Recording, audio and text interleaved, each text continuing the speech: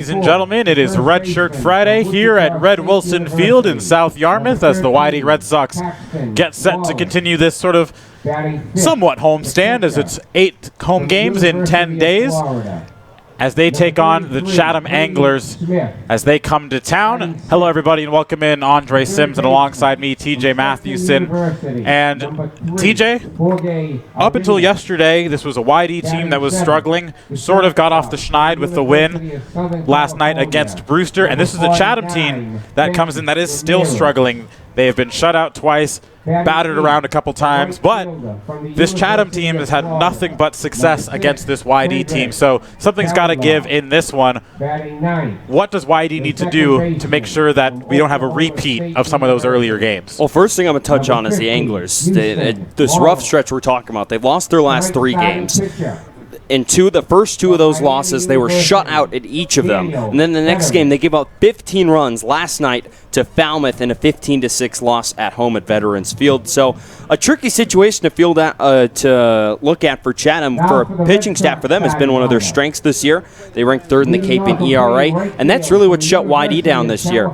Yes, last time these two faced off, Chatham won in a lopsided 15-1 win at Veterans Field just about 2 weeks ago now. But it's been the pitching for Chatham that's held YD down. The Red Sox have averaged 2 runs in the 3 games these two have played. And the games really haven't been close. Even, the middle game of that series, a 4-2 loss for YD. But the games never really seemed close because the YD bats have really struggled against this Chatham pitching staff. And again, the Red Sox are going to have to lean on their stars and maybe the long ball again today to get here against the Anglers, they've really not been able to string many hits together, get that big extra base hit they needed. They got all the extra base hits they needed yesterday. You had Riley King, 3 extra base hits, 2 home runs and a double for him. You had Austin Wells had a home run yesterday as well. And I'm sure the Red Sox would like to see more of that from a bit of a new look lineup. Yes, and on the hill for the Red Sox today is going to be Legend Smith. Been sort of the tale of 2 seasons for Legend Smith, as he had some early struggles out of the bullpen, but in a spot start in place of a under-the-weather Ian Seymour a few games ago at Orleans, pitched excellently, 5 innings, and really was the most comfortable, the most dominant that we've seen him. This now is going to be his 2nd consecutive start. What does he have to do in order to be successful like that again against this Chatham lineup? Well, last time he said he was really loving his breaking ball, and I think he's going to have to go there again today. This is a Chatham lineup that, they strike out the 3rd most of any Cape League team with 227. Legend Smith with 15 strikeouts in 10 and a third innings. In that outing he had back on July 6th against Orleans in his first start, he had 6 strikeouts, wasn't allowing any hard contact, if that, and I think he's going to have to do the same. He's going to want to be in the strike zone to this Chatham team, a very disciplined ball club. They have walked way more than any other club here on Cape Cod. They're first in the Cape with 124 walks on the season. That's 25 more than the next closest team. So a very patient lineup that he's going to have to go after and make them swing the bats. Last time Legend Smith faced this Chatham team, went 2 2/3 inning in that blowout loss, giving up 5 earned runs in that one. So, and especially with the walks, as you mentioned, TJ, that'll be key. And lastly, you mentioned it's a bit of a different lineup. Wyatt Young's got a day off. And we'll touch back on this subject in just 1 second as we are set for the national anthem here at Red Wilson Field.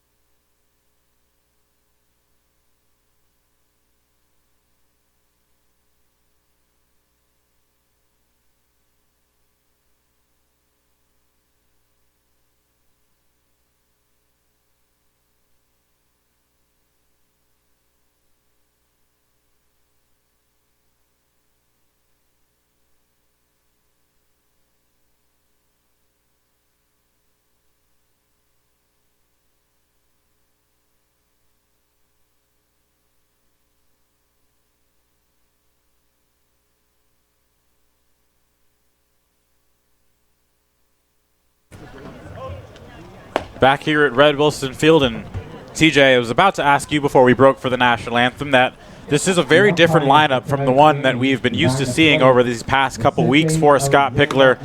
No Wyatt Young as he gets the day off.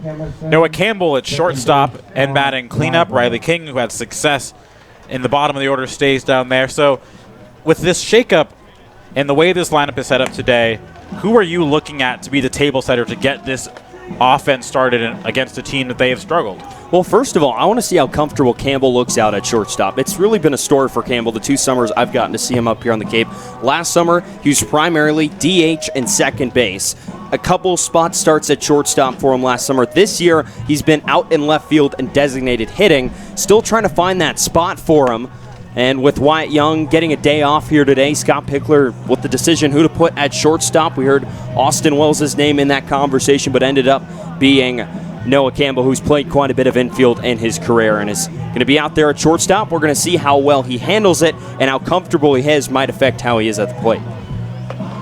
So a look at the Chatham lineup that will be facing the lefty out of Oklahoma, Legend Smith, Caden Polkovich, who the last time these two teams faced in that 15-1 matchup led off the game with a solo home run off Carlos Lamelli. Will lead off once again. Tyler Dones will hit second. Jamal O'Gwyn in the 3-hole. Paxton Wallace hitting cleanup. Brady Smith, Jorge Arenas, Ben Ramirez, Kendrick Kalilau, and Huey Marill round out the order for the Anglers.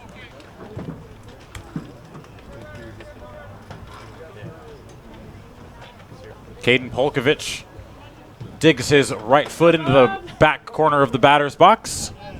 Gets the bat over his shoulder, and we are underway with the first pitch breaking ball in there for a called strike from Legend Smith. First pitch, 5-0-1.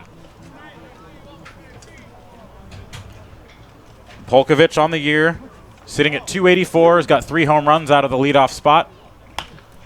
As he flares one up the right field line, and it will just evade Tate Samuelson. And it's a strike 2. Wind is blowing here at Red Wilson Field, but according to the flag out there in left center field, slightly inward from left to right. Maybe in a couple of Red Wilson specials here today. The 0-2 from Smith. Dots just outside home plate, and it's 1-2. It's been tough sledding for this YD team against Chatham this season, with it all culminating in the 15-1 loss at Veterans Field the last time these two teams played. And Polkovich on the ground. Campbell's first play at short, and the throw's a bit low, but in time. And that's the first out of the inning and the first look at Noah Campbell at shortstop. Yeah, new spot in the field, and the ball usually will come out and find you. Does right here with the leadoff batter, Caden Polkovich. But Campbell gets a pretty routine play to start off, and big thing, making a nice, strong, accurate throw. We know Noah has a really good arm out there at short, and he shows it off with an easy throw to first. So now Tyler Dones will step in. Out of West Virginia. And the first pitch to him is high and wide, 1-0.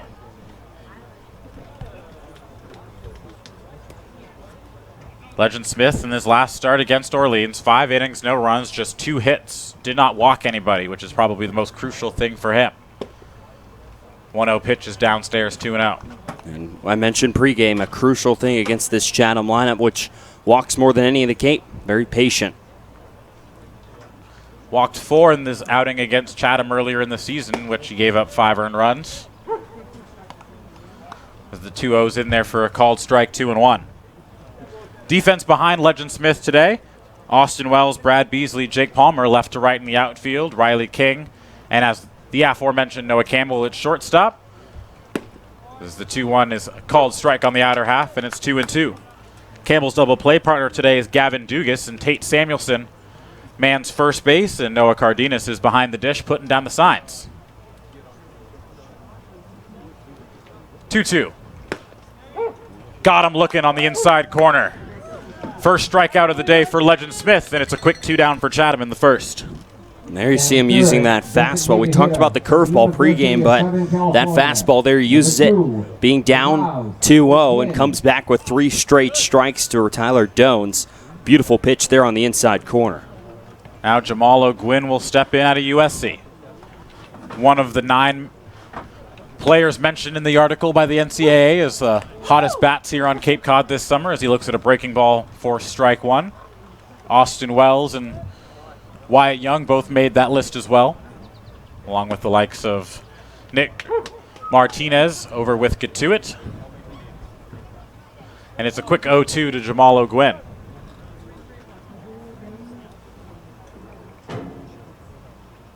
O'Gwen sits at 289. He awaits the 0-2, and it's well outside. A bit of a waste pitch from Legend Smith, and it's 1-2. Big time power from the right side for the USC man. 3 home runs on the year. Smith working quickly, the 1-2. Lifted into left field. Wells coming in, and he's got it for out number 3. So a 1-2-3 inning for Legend Smith here in the top of the first. YD set to take their first hacks of the game on the other side of this break. You're listening to Red Sox Baseball on the Cape Cod Baseball League Network.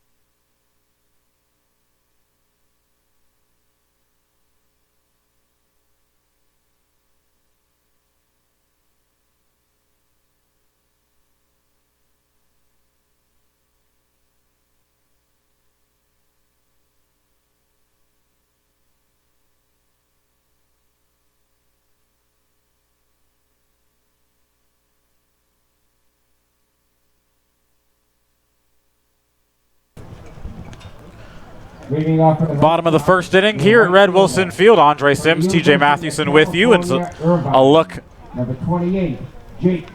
at YD for the first time this evening as Jake Palmer, normally seen at the bottom of the order, now finds himself in the leadoff spot for Scott Pickler tonight as he gets set to lead things off.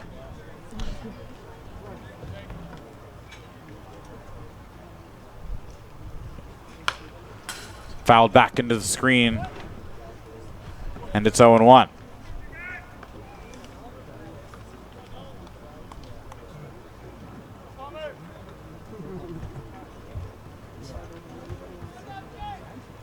Palmer awaits 0-1 as it's ripped into left field, and that'll sit down in front of Dones, and it's a base hit to lead off the game for Jake Palmer. Well, first time we've seen Jake Palmer in the leadoff spot this summer, and you know, yeah, it makes sense. He fits in the leadoff spot. He walks a lot. He sees a lot of pitches, doesn't strike out a whole bunch, usually walks more than he strikes out, and it helps that he's been really hot over his last 10 games, hitting up near 390. Nice, easy swing. Lofts that one into left field for a base hit. On the mound for Chatham is Daniel Fetterman, the Hurricane. Working from the middle of the rubber, a righty. 6'1", 200. So the first pitch is downstairs, 1-0. Fetterman, the Pembroke Pines native, 1-1 with an ERA just north of 6 on the year. Beasley smokes it back up the middle, and that'll be a base hit. Palmer on his horse. He's going to make the turn and go to third.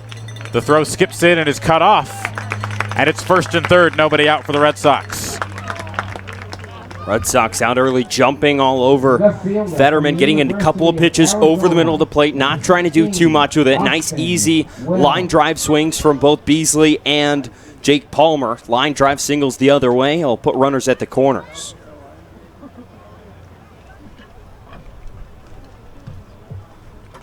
So now Cape League's leading home run man, Austin Wells, will step in with an opportunity to do some early damage.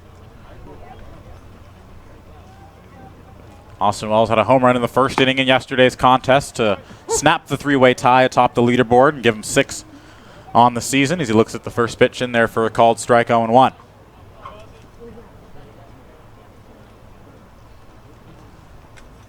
Quick check on Beasley. He scampers back.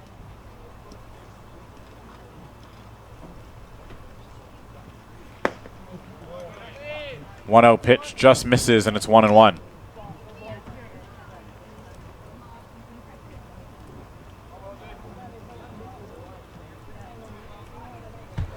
Austin Wells having himself quite the year. Certainly going to find himself representing the East in the All-Star game in a little over a week's time. It's going to be interesting to see if Austin decides to participate in the home run hitting contest held before the All-Star game with his league-leading 6 home runs. Fetterman shakes off a couple signs. Now finds one he likes. Working out of the stretch for Austin Wells with a bit of a weak swing at the plate, and it's 2-2.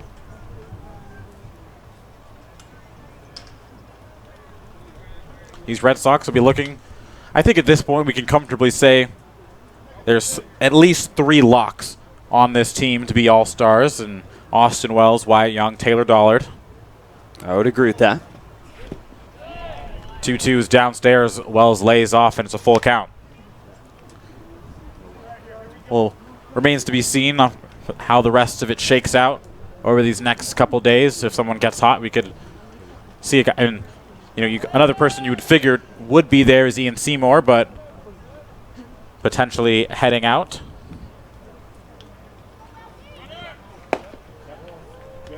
Ball 4 to Austin Wells as Beasley was off with the pitch. And it's now bases loaded, nobody out for Noah Campbell. After that rough pitching performance from Chatham yesterday, 15-6, in case you missed it, a loss to the Falmouth Commodores at home.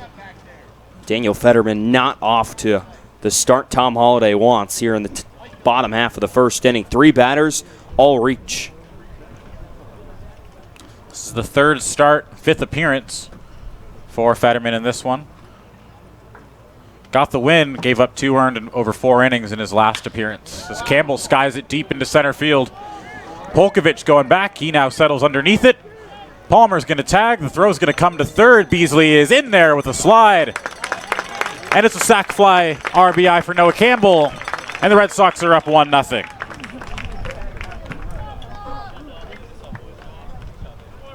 Designated hitter from the University of Nevada, Las Vegas. So a very productive 1, 2, 3, 4 of the order.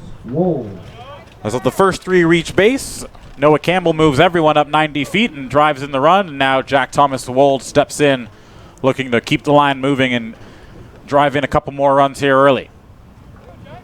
First pitch from Fetterman is waved at and missed by Wold. He lost the legs on that swing. It's 0-1. And good to see the Red Sox get out in front of Chatham here early.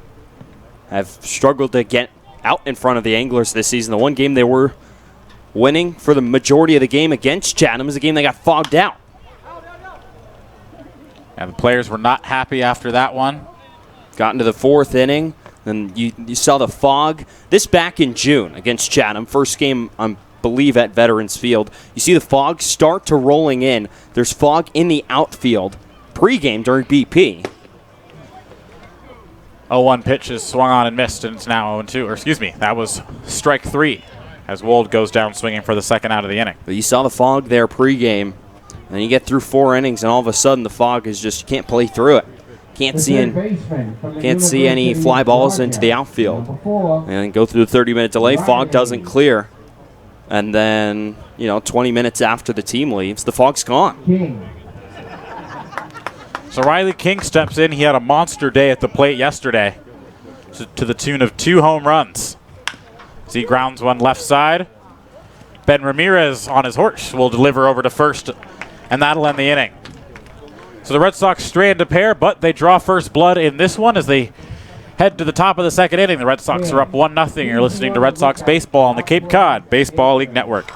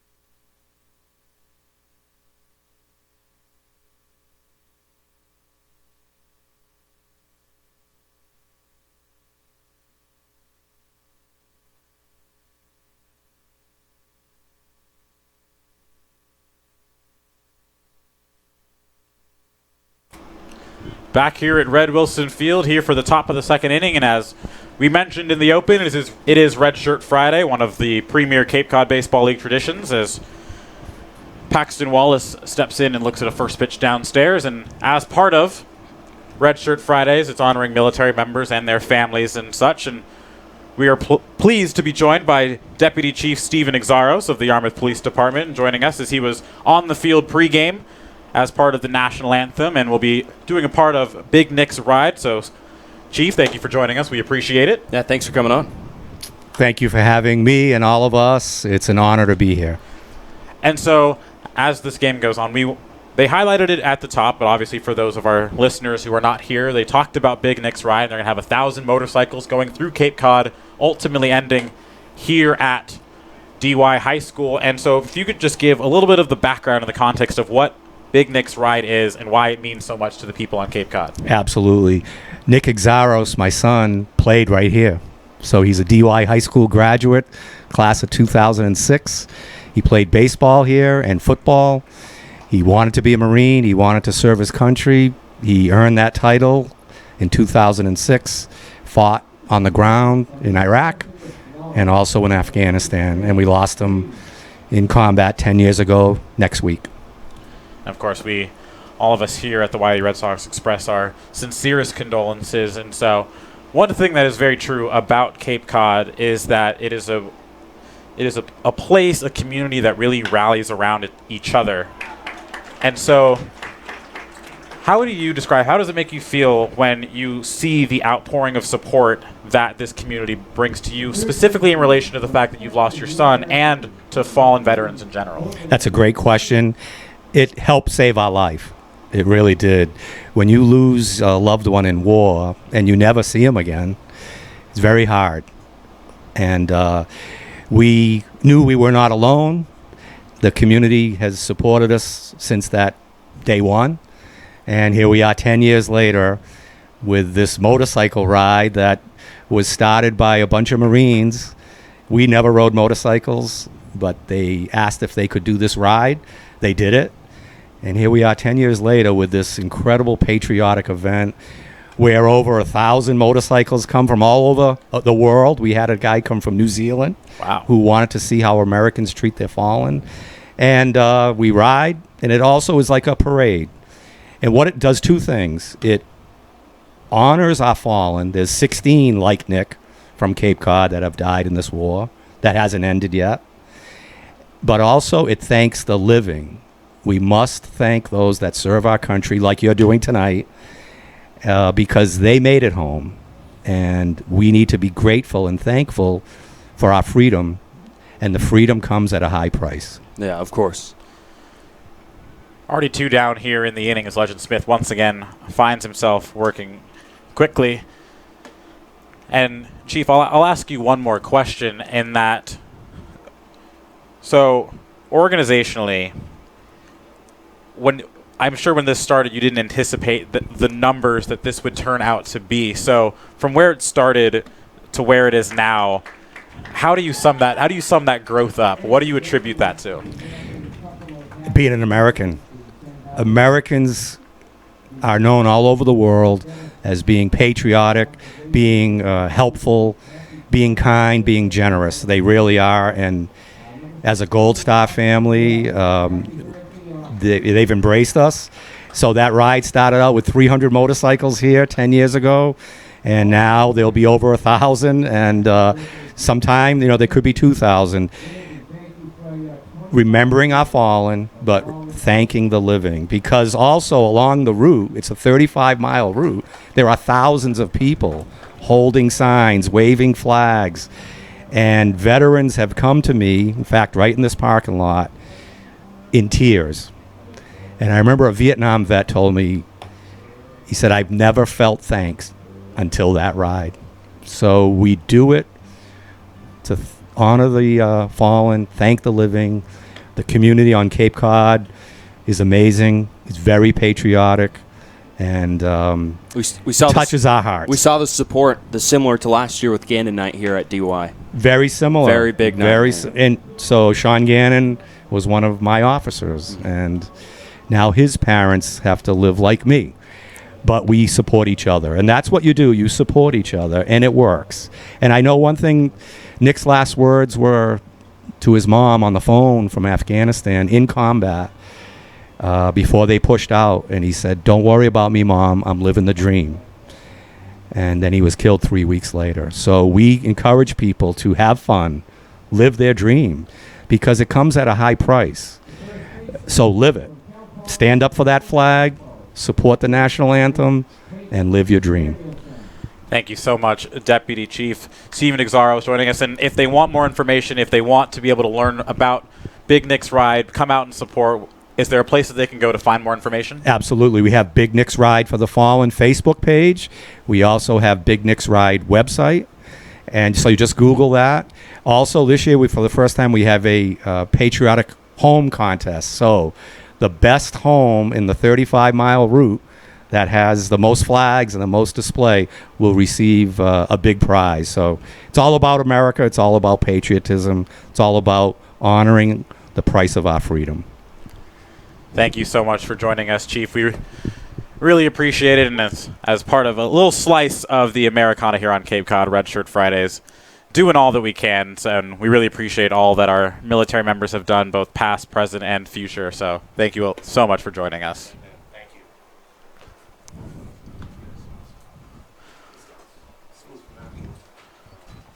We're now in the bottom of the third inning as we went right through the inning break. It was another quick 1-2-3 inning for Legend Smith on the mound. Just to recap what went down, Paxton Wallace struck out. Brady Smith lined out to shortstop, and then Jorge Arenas was retired to retire the side. Cardenas is now at the plate after Samuelson was retired for the first out of the inning, and it's one down here, nobody on for YD here in the bottom of the second. Cardenas, the catcher out of UCLA. Stands batting from the right side. 0-1 pitch stays high, and it's 1-1.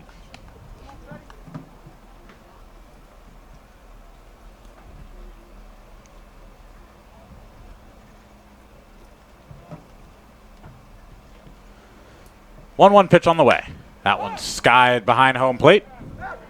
Brady Smith, Paxton Wallace converging. It'll be Wallace, and he catches it just in front of the Chatham dugout for the second out of the inning. The second baseman from Louisiana State University, number 2. Of course, Red Shirt Friday means so much to so many here on Cape Cod. One of the premier traditions that this league has, and its own little slice of Americana, if you will.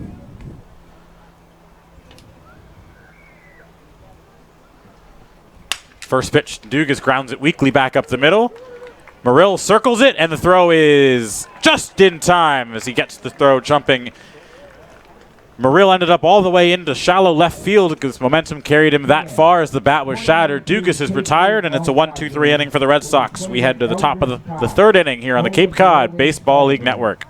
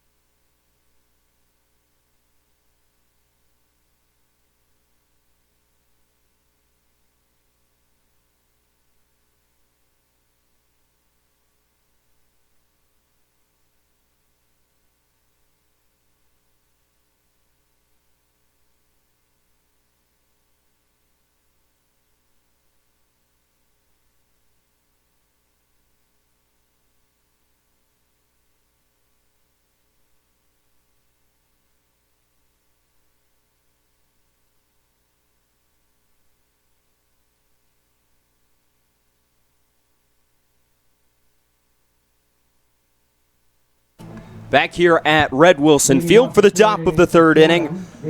Legend Smith has been dealing so far 6 up and 6 down for the left-hander out of Oklahoma. He's struck out 3 so far.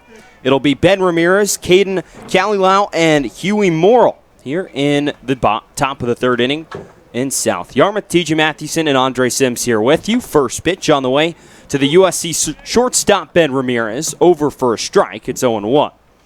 Ramirez hitting .261 this summer. Left-handed hitter, batting left-handed.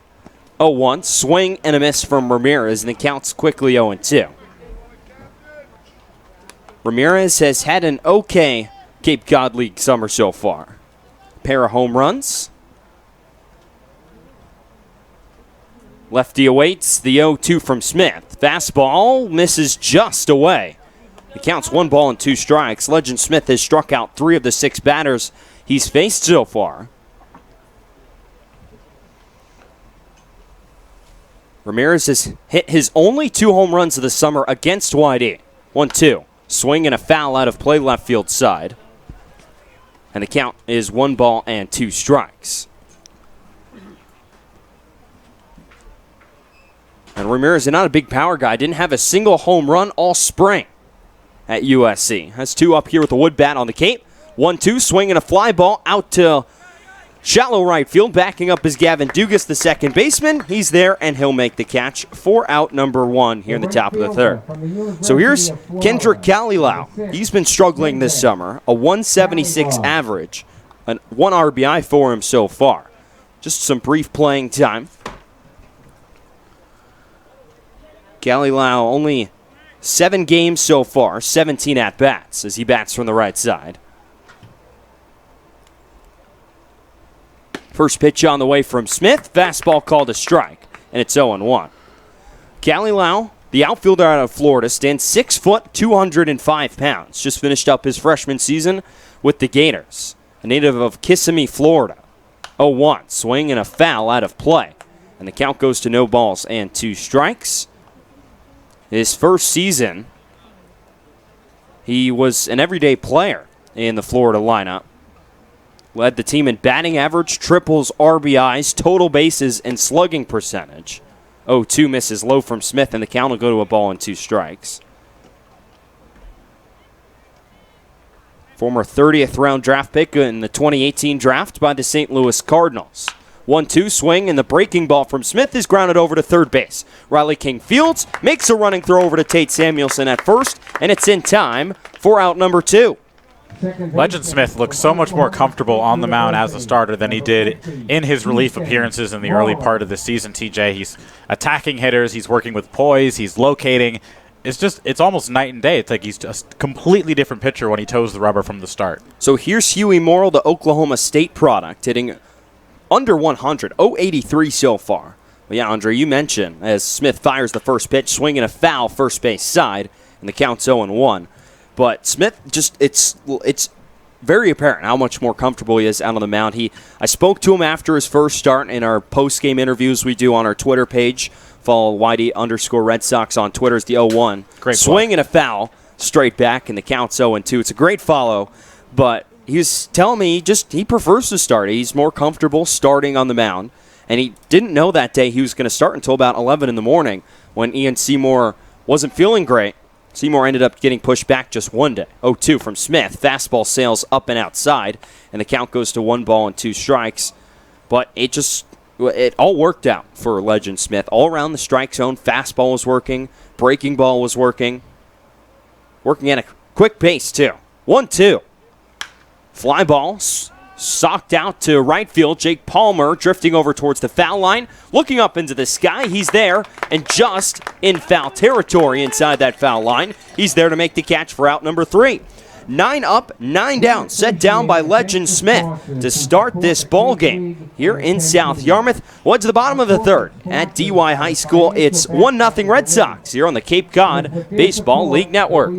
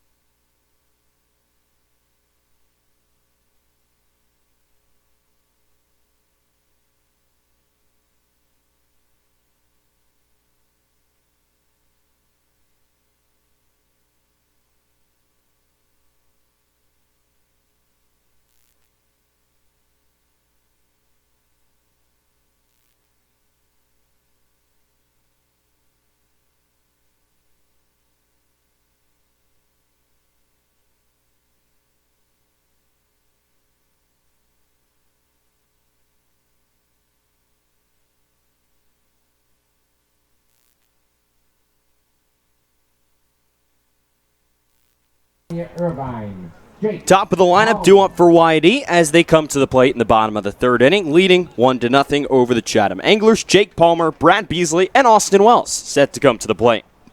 So the UC Irvine product, Jake Palmer, sophomore, swings through the first pitch. 0-1 on Palmer. 1-for-1, scored the only run of this game back in the first. So he led off this ball game with a single. First time for him batting at the top of the Whitey lineup. 0-1. Breaking ball from Fetterman misses low, and the count's 1-1 strike. Fetterman, the Miami product, has allowed 1 run on 2 hits through his first 2 frames on the mound. Primarily a reliever at Miami this year. 1-1, swinging a chopper foul up the third base side. The count goes to 1-2 strikes on Palmer. 35 games out of the Miami bullpen in 2019, a 3.51 ERA and 7 saves. Through 48 2/3 innings, struck out 60 and walked just 19. A native of Pembroke Pines, Florida. Bearing in at Brady Smith, doing the catching, and the 1-2. Sails on him way up and outside, and the count evens out on Palmer at 2-2. It's been so cool to watch about Jake. He's got such a good approach at the plate. Not going to chase out of the zone if he can't get to it. He's walked more than he struck out this summer. Fetterman gets the sign out of the windup, the 2-2 on the way. Breaking ball misses low. And the count will go full on Palmer at 3-2 strikes. Fetterman, 4 pitches, pardon. Fastball, or actually 3, if I can count right. Fastball, changeup, and slider. Fetterman winds, and the 3-2. Swing and a line drive out to center field, backing up Caden Polkovich a few steps to his right. He's there in the left center field gap, and he'll make the catch for out number 1. Another solidly hit ball off the bat of Jake Palmer, but it finds the glove of Caden Polkovich. And I'll bring up the center fielder Brad Beasley, who singled back in the first inning as well. Part of 3 straight base runners reaching for Whitey to start their bottom half of the first inning. Beasley, the junior out of Cal Poly, digs in from the right side. Fetterman kicks and first pitch. Check swing from Beasley. Changeup called a strike, and it's 0-1. Fetterman now at 30 pitches on the dot. 20 strikes, 10 balls. 0-1. Bounces in the dirt. Picked by Smith, and the count will go to 1-1. Decent crowd here on a Friday night at Red Wilson Field. As Fetterman kicks home the 1-1.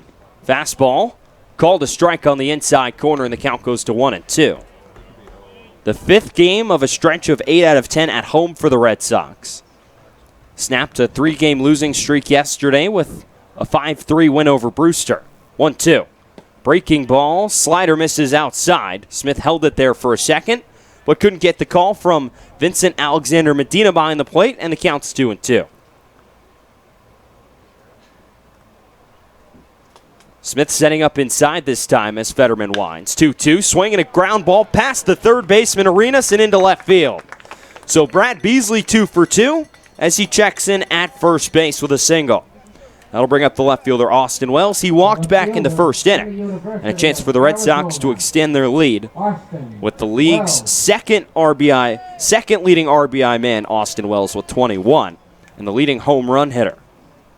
So he's got 6 home runs, 21 RBIs. He's also tied for the league lead in doubles as well, and is at 4th in average. Beasley, an extra step off of first, then a headlong dive back into the bag. Throw from Fetterman just late, and the tag from Wallace as another quick check on Beasley. He hadn't even stepped off the pillow yet. So Wells digs in from the left side. I'd like to wish Austin Wells a happy birthday, his 20th birthday. Here today on July 12th. Another quick turn and throw to first. Beasley again back in time. Brad only 1 for 2 on steals this season. Wells, on the older freshman, as he just turns 20, will be a draft-eligible sophomore next year in the 2020 MLB draft. Pac-12 freshman of the year this past spring at Arizona. As the first pitch, swinging a dribbler out towards second base, fielded by Morrill, shovels to second for 1. Return throw to first will be in time to get Wells. 4-6-3 double play. Bails Fetterman out of giving up a 1-out base hit to Brad Beasley as they get Austin Wells to ground into the double play and end this 3rd inning. What's the 4th here from Red Wilson Field? It's 1-0. Whitey leads Chatham on the Cape Cod Baseball League Network.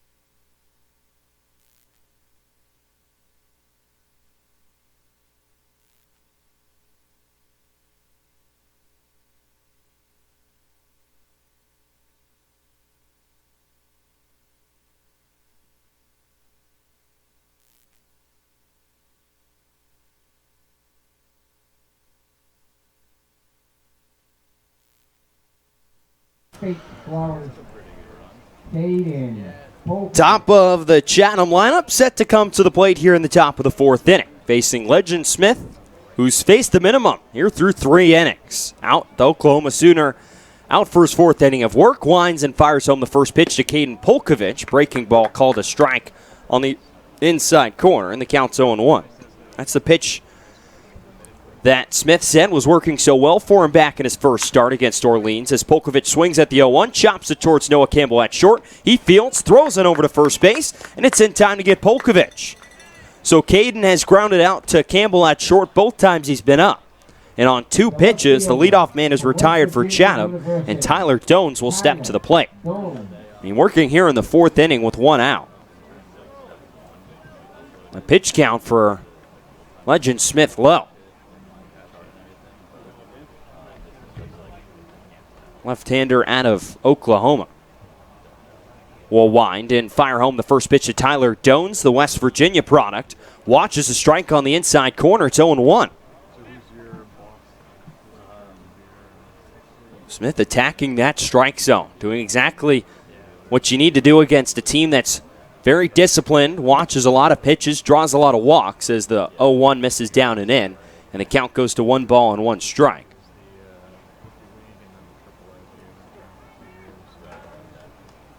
Smith out of the wind again, and the 1-1.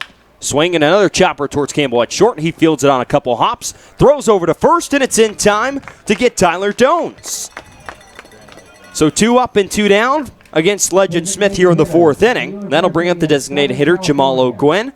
And now 11 batters faced and 11 retired for Legend Smith so far here today.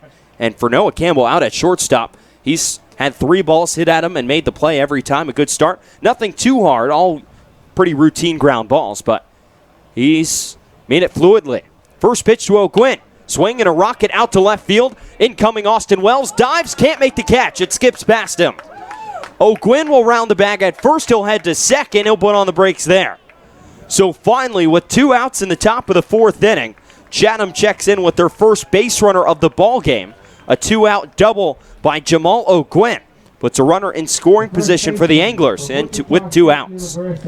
Yeah, just barely got down in front of Austin Wells there. Got a bit of a late break, broke back at first, and that 1 step backwards, which of course is what you're taught to do as an outfielder. Your first step is always back. Just cost him there as that one died in left field. So that'll bring up the first baseman, Paxton Wallace. Wallace bats right-handed out of Wichita State, playing first base for the Anglers today. First pitch from Smith. Curveball swung on and grounded out to shortstop again. Campbell fields, throws over to first, and it's in time to get Wallace. So the 2-out double is stranded over on at second base as Smith gets out of the 4th inning. 3 groundouts to Noah Campbell at shortstop as the Anglers scoreless through 4 frames. Went to the bottom of the 4th. Here from Red Wilson Field, it's the Red Sox 1 and the Anglers nothing on the Cape Cod Baseball League Network.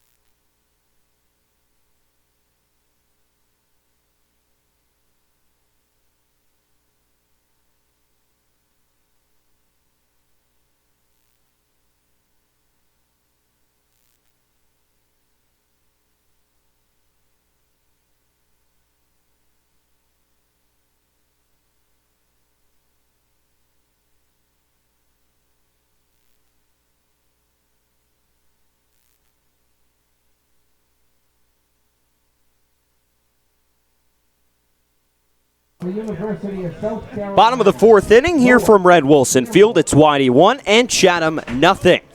4, 5, and 6 due up in the Whitey order. Noah Campbell, Jack Thomas Wolt, and Riley King set to come to the plate for the Red Sox. Campbell drove in the only run today so far. Sacrifice fly back in the bottom half of the first inning. Daniel Fetterman still out on the mound for Chatham. First pitch called a strike. And the count's 0-1 on Campbell, the switch hitter batting left-handed. It's always interesting to see how far Anglers pitchers will go. Tom Holliday has a system. He likes to use 3 pitchers in a game.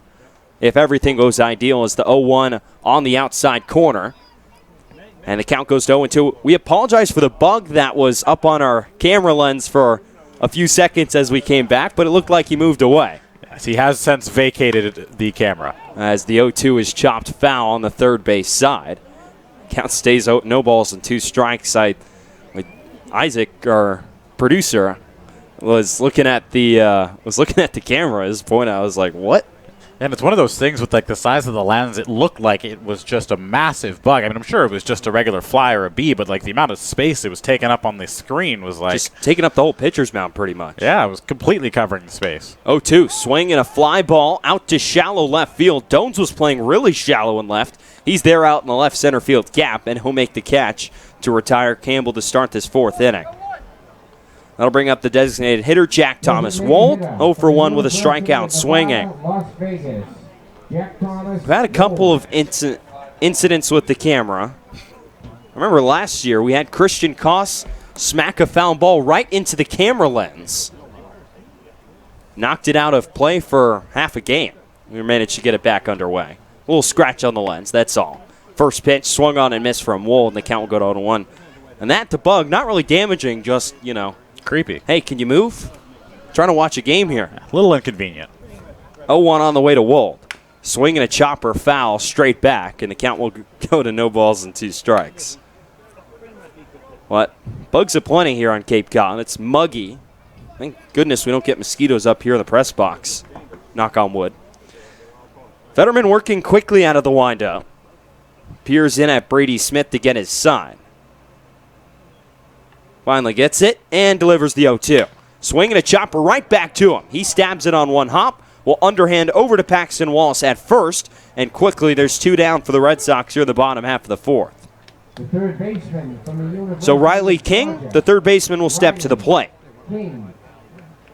King yesterday really broke out with 3 extra base hits. He only had 1 coming into the day yesterday. And then smacked 2 home runs and a double yesterday. His average all the way up at 349 now. The Georgia product. First pitch on the way, playing in his 19th game. Swinging a chopper towards Ben Ramirez at short. He fields. Rockets a throw over to first, and it's in time to get King. So another quick 1-2-3 inning here at Red Wilson Field, and we're through 4. Red Sox leading the Anglers 1-0 here on the Cape Cod Baseball League Network.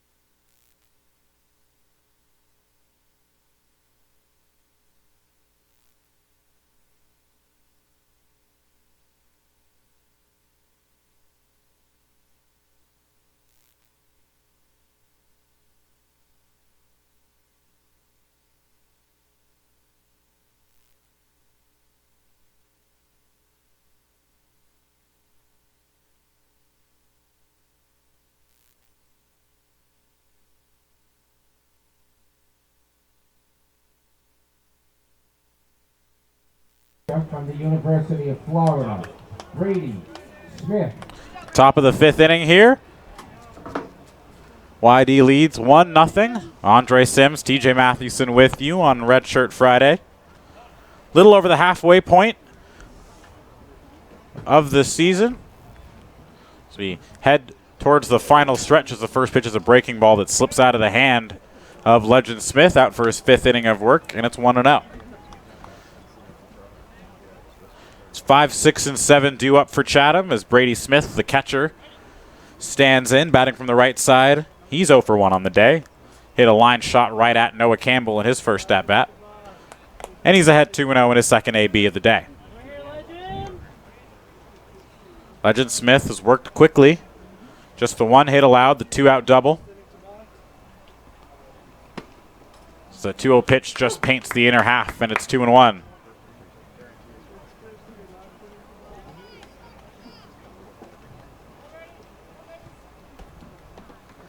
Legend Smith already set on the mound as he's established a very quick pace out there. As the 2-1 pitch is chopped up the third base line foul, and it's even at 2-2. That's really what you like to see, and how you know that the pitcher, Legend Smith, is locked in. He doesn't want to wait around, think about it too much. He just wants to go out there and huck it. Smith already set before the other Smith is even in the box as he fouls it straight back. Look out to the cars in the parking lot. Been a while since we've lost a windshield. Lost one on opening night here on game 2 of the season, but haven't seen shattered glass in the parking lot since. Just shocks me. 2-2 again. That one's on the ground through the left side, and that's a base hit for Brady Smith. Still no action in the YD bullpen, so Scott Pickler looking like he is trusting Legend Smith to navigate this 5th inning. And he should. Outside of that double, that soft double that it probably should have just been a single, Austin Wells dove it, skipped past him in left field back in the top of the 4th inning. I mean, the single here to lead off this 5th inning, just a seeing eye single through the left side of the infield. If it's at an infielder, it's probably an out.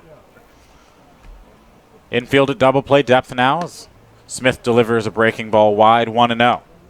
Jorge Arenas now the batter, third baseman tonight. Struck out his first time through the order. Brady Smith gets his lead. Can't imagine be a huge threat to run, the Florida catcher. 1-0. That one skied into right center field. Beasley's got a beat on it. He'll range over and make the grab for the first out of the inning.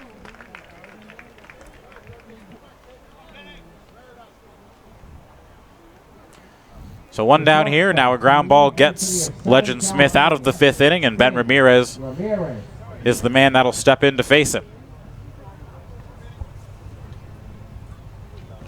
As we now hear the rumbling of a little less than 1,000 motorcycles. Sounds like one. I believe it's 2 or 3. Legend Smith out of the stretch. That one skies straight back and over our heads. Reporting here from the back window, Andre, I actually count 5. 6. Hammer the over if you had a line set at 3.5. 0-1 the count to Ben Ramirez. Legend Smith a couple checks at first, now delivers. On the ground, Samuelson for 1. The throw, they'll need a tag, and they got him. So a 3-6 double play as Samuelson fielded the sharply hit ground ball on a hop, tagged the bag, went to Campbell, who laid down the tag at second base. And Legend Smith is through 5 shutout once again here for YD. We head to the bottom half of the 5th inning here. The Red Sox lead 1-0. You're listening to Red Sox Baseball on the Cape Cod Baseball League Network.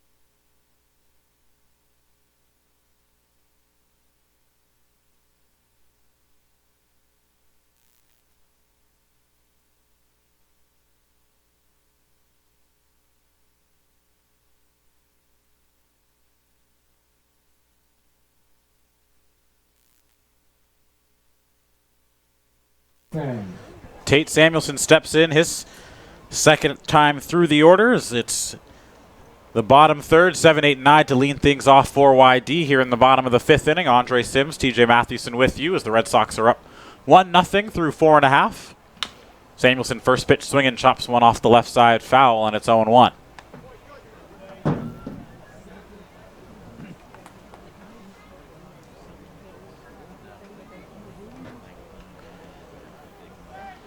Samuelson, one of a couple Cal Poly San Luis Obispo products in this YD order. As he swings at the second pitch and lofts it into center field, right at Caden Polkovich, who settles underneath it for the first out of the inning.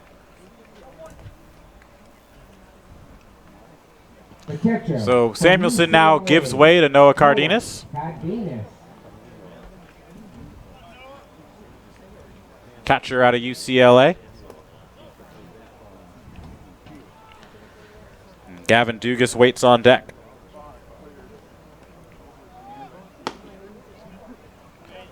First pitch to him is a ball, 1-0.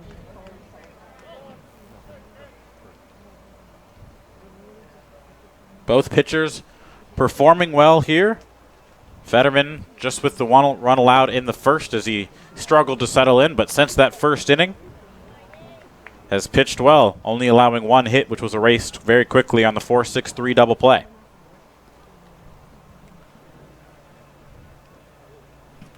Just 5 hits combined in this one. Chatham's got 2. YD has 3 as Cardenas waves over the top of a breaking ball. He went down to a knee on that swing, and it's 1-2.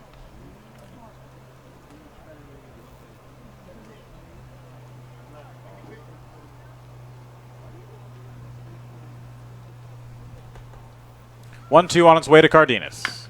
Chopped on the ground left side. Arenas over to meet it in the hole, throws over to first, and that's the second out of the inning.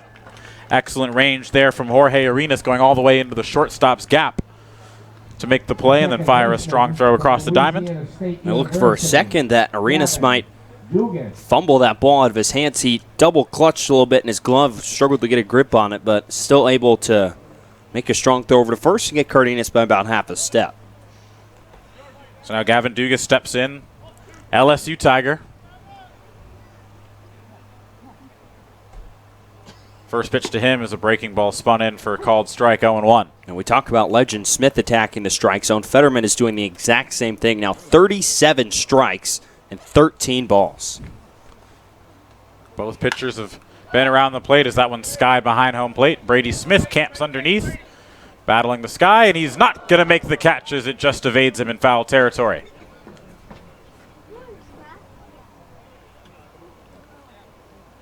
So it'll be a second chance for Gavin Dugas as that one falls harmlessly to the dirt. And he's now behind the count 0-2, but has new life here in this at-bat. Yeah, Brady, that one must have caught a gust of wind up there and pushed back towards the infield. Brady Smith just misjudged where it was coming down. It's one of the toughest plays to make in baseball. As the 0-2 pitch runs high and tight, and it's 1-2. They try to practice it as much as you can in infield, outfield, but one, it's really hard to intentionally sky a pop-up behind home plate for any coach. I don't care how good you are with a fungo. And two, it's just really hard to simulate the kind of action that it can get midair. 2-2 the count to Gavin Dugas.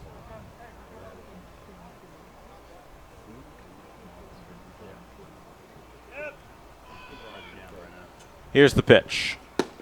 Big swing and a miss from Dugas, and he's down swinging anyway. So another 1-2-3 for Fetterman. We're through 5 full here at Red Wilson Field. Score holds at 1-0. You're listening to Red Sox Baseball on the Cape Cod Baseball League Network.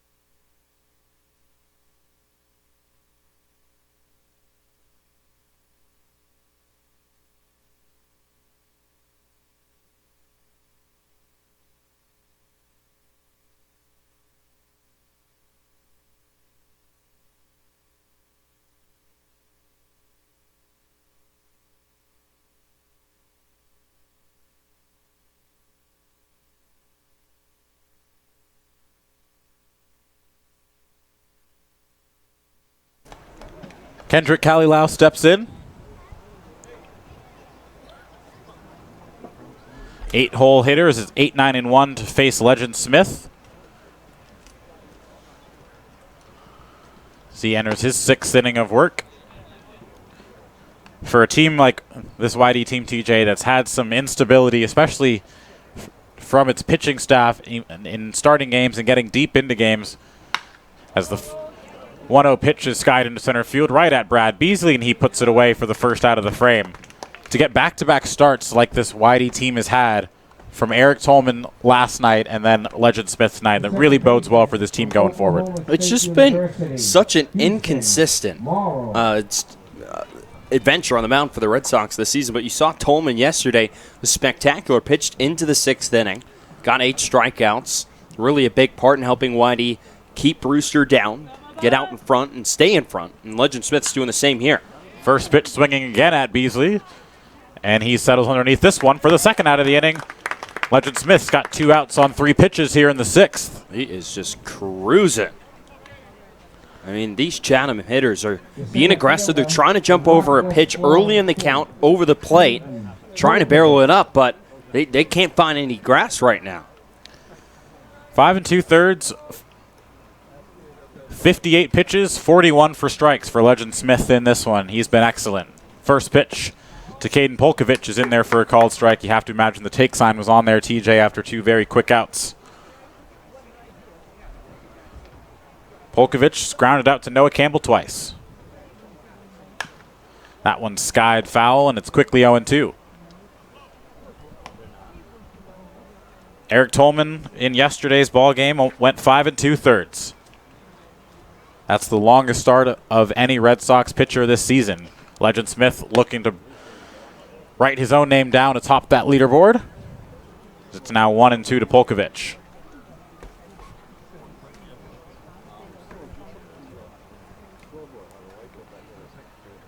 Smith kicks and deals. That one once again fouled away. Polkovich is in a battle.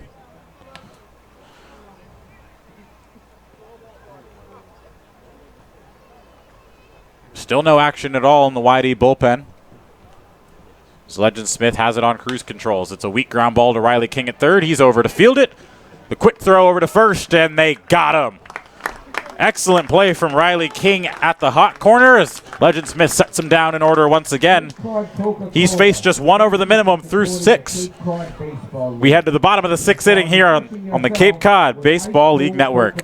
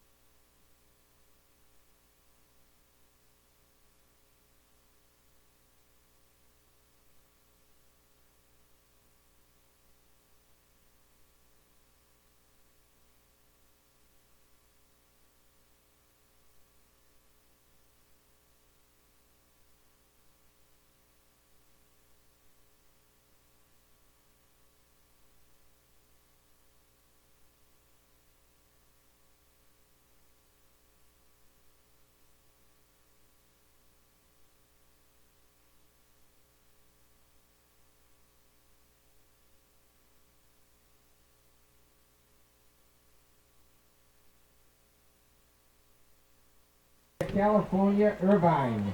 Top of the order for YD in the bottom of the 6th inning. It's Jake Palmer set to lead things off. Singled and scored the game's only run in the 1st inning.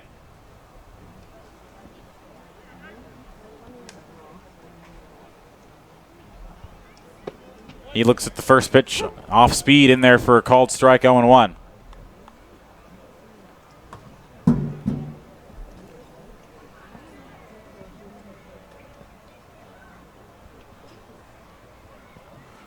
0-1 pitch is up once again in there for a called strike. 0-2.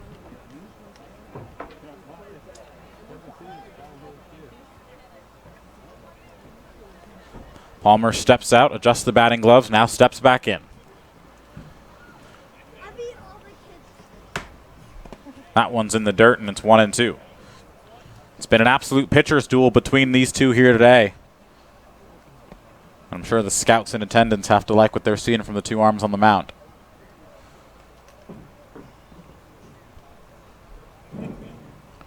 It's a little bit darker here at Red Wilson Field as some clouds have rolled in. Palmer skies it off the left-hand side. Foul remains 1-2. Yeah, I was thinking to myself in the top half of the sixth inning, looking up, I'm like, man, it got really dark here, really fast, but just supposed to be some passing clouds. Presume the sun will come back out soon. Not close to sunset yet. Sun's still very much in the sky.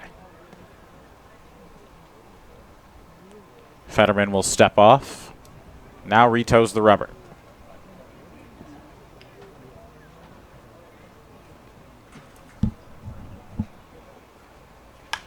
Palmer once again flares it off the left-hand side and out of play.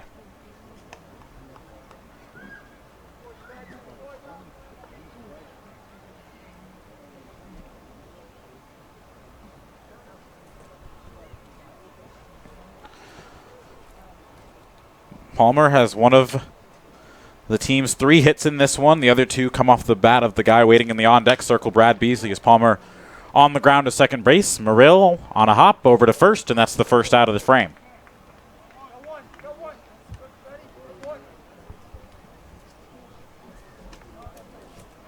The center fielder from Cal Poly San Luis Obispo, Brad Beasley.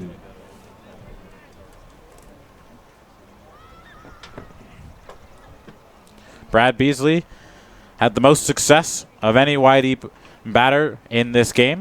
2 for 2, and now skies the first pitch into the Bermuda Triangle behind third base. Everyone's coming in. It'll eventually be Ben Ramirez, and he'll make the grab just a step or two into foul ground, and that's the second out of the inning. The left fielder from the University of Arizona, Austin Wells. Austin Wells now steps in. Drew a walk in his first at-bat and then grounded into a double play in the third.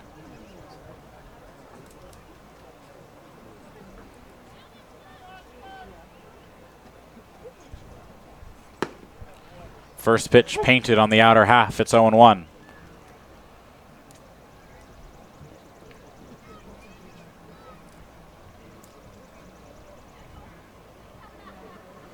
Oh, 1 pitch to Wells. Absolutely roped. And that's just fouled down the first base line. And it's 0-2.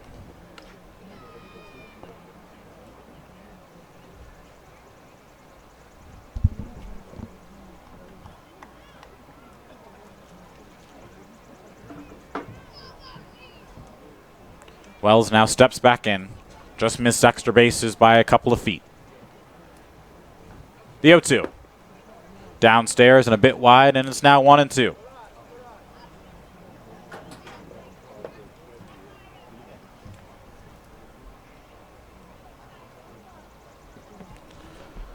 Fetterman kicks and deals the 1-2, and it's high at the chin of Austin Wells, and the count evens 2 balls, 2 strikes.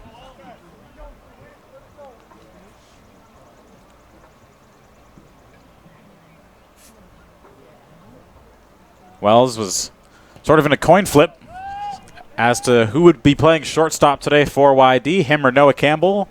In the end, it's been Noah Campbell, and he's played a fine defensive shortstop today. The 2-2 to Wells is a breaking ball. Big swing and a miss from the U of A catcher, and he's down on strikes.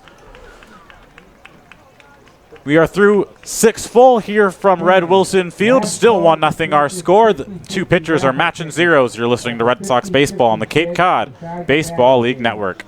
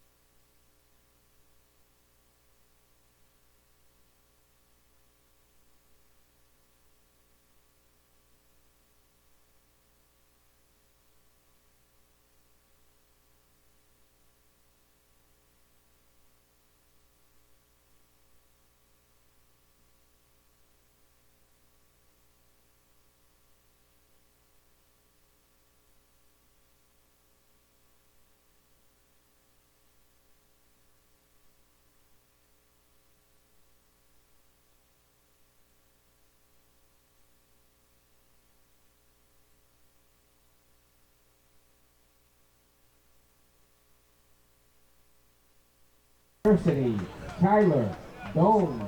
2, 3, and 4 for the Anglers here in the top of the 7th inning. Andre Sims, TJ Mathewson with you. 1-0 our score. Whitey still leads as Legend Smith already with the longest start of the season for any Whitey starter back on for his 7th inning of work. First pitch to Dones is a breaking ball that just dances inside, and it's 1-0. It's going to be interesting to see how long Smith is allowed to last here in the 7th. Colin Kafka up and tossing in the Whitey pen. 1-0 pitch misses, and it's 2-0. We've seen Scott Pickler be very quick with his hooks despite pitchers pitching well. It's sort of a, hey, you're good to go until you give up a base runner approach. 2-0. That one's in there for a called strike, 2-1. It's Dones, O'Gwyn, and then Paxton Wallace due up for Chatham in their half of the 7th inning.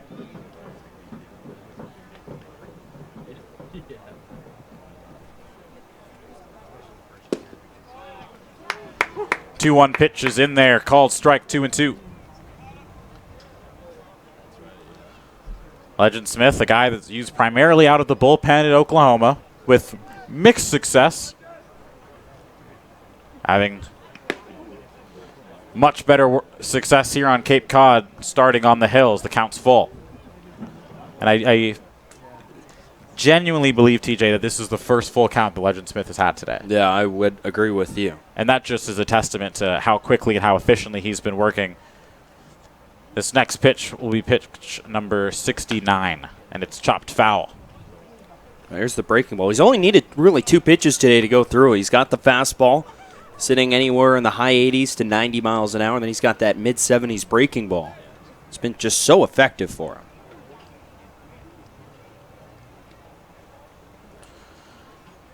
Smith delivers. Weakly flared towards second.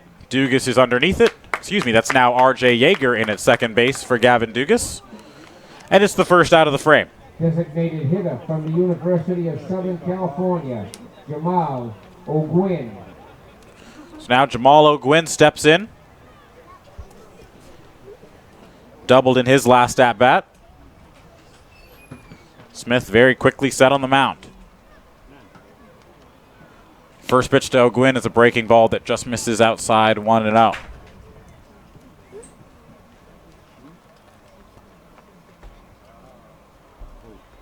One-0 pitch on its way to O'Gwyn. That's another breaking ball that comes in at the shins, and it's quickly 2-0. So perhaps a sign of fatigue here from Legend Smith, as we saw him working ahead of so many of his hitters in the early parts of this game, now falling behind the first 2 here in the 7th. Was able to work around the 2-ball count to Tyler Dones, and he's now behind in the count 3-0 to Jamal O'Gwyn.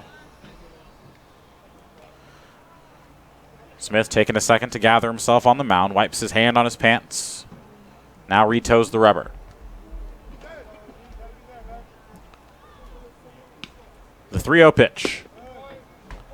And that one is just downstairs for a ball, and we'll see if that gets Scott Pickler out of the dugout. First baseman. Does not appear so. University, So, Legend Smith, over the course of this start and his last one, has earned himself a little bit of a leash, as one pitch could get him out of this inning. Only had 74 pitches. Not that far up there. O'Gwyn gets his lead off first. Paxton Wallace looks at a first pitch downstairs, and it's 1-0. Paxton Wallace struck out in the second, grounded out to Noah Campbell in his last at-bat in the 4th. We're in the 7th inning here at Red Wilson Field. 1-0 our score here, the Red Sox lead. Legend Smith looking to get through his 7th inning of work. Out of the stretch, the 1-0. Waved at and missed. And it's 1-1. Second base for the Red Sox from Mercer University, R.J. Yeager. 1-1 the count to Wallace. Wichita State shocker.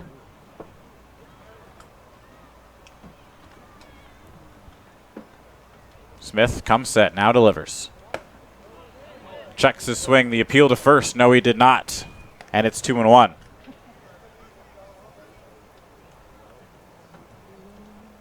Samuelson holding on O'Gwynn at first.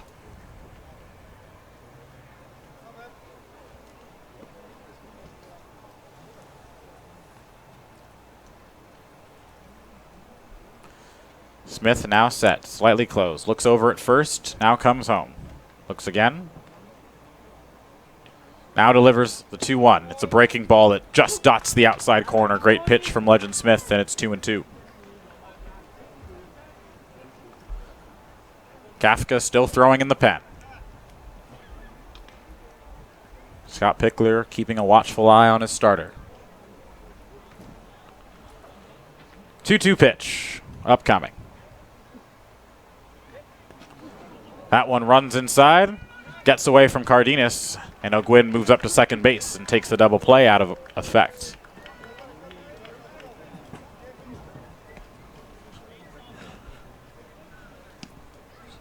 So 3 3-ball counts to the first 3 batters of this inning.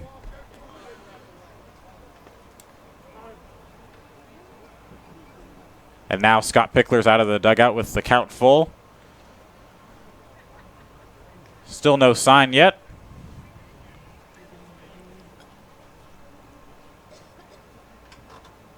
Interesting, a 3-2 count. I'm sure Legend Smith is telling him right now that he wants to at least finish this batter.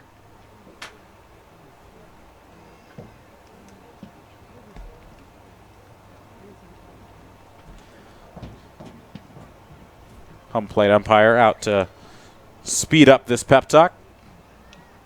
As Legend Smith is pleading his case, and the sign has been made, and Colin Kafka will come in with a full count here to Paxton Wallace, and that will be the end of an outstanding start for Legend Smith on the mound.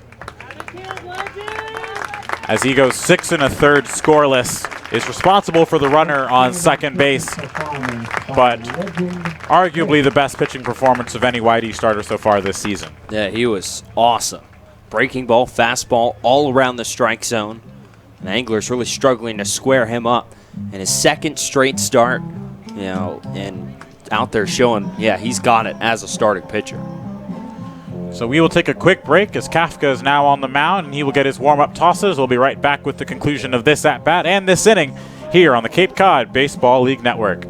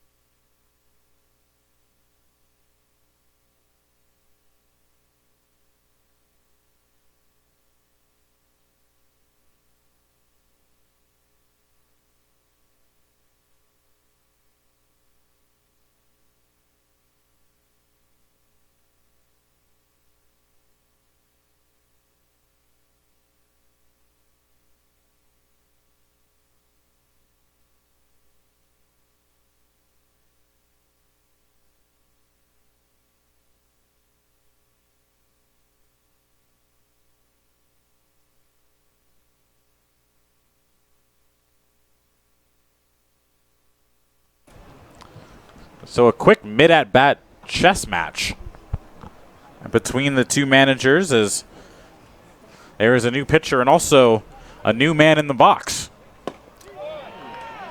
who is quickly down swinging. Tough situation to come into as a pinch hitter, being in a full count situation, but alas, the new pinch hitter Villar is set down on strikes, and that's the second out of the inning. First pitch from Kafka, spins a breaking ball.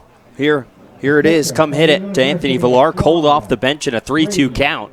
Smith. And can't come up with any contact on that.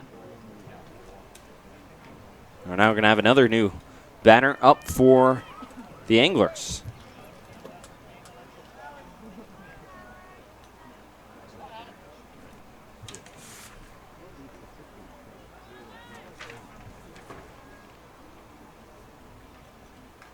It's going to be Alex Terrell. So Terrell now steps in. First pitch goes off the glove of Cardenas. O'Gwyn will go to third. He'll round the bag, but no advance past third, and it's now the tying run sits 90 feet away. Well, Tom Holliday waiting till the lefty Smith exits the ball game to use a couple of his bigger left-handed bats. Terrell 24 home runs this spring at Miami. Some serious thump off the bench. Kafka looking to navigate around the inherited runner on second base and preserve Legend Smith's shutout. Still 1-0 the scores. The 1-0 pitch is in there for a called strike, 1-1. For the University of Oregon, Cullen, Kafka. Wind has died down here at Red Wilson Field. The flag lays softly in left center field. 1-1 count. Now the pitch. That one's also in there for a called strike, 1-2.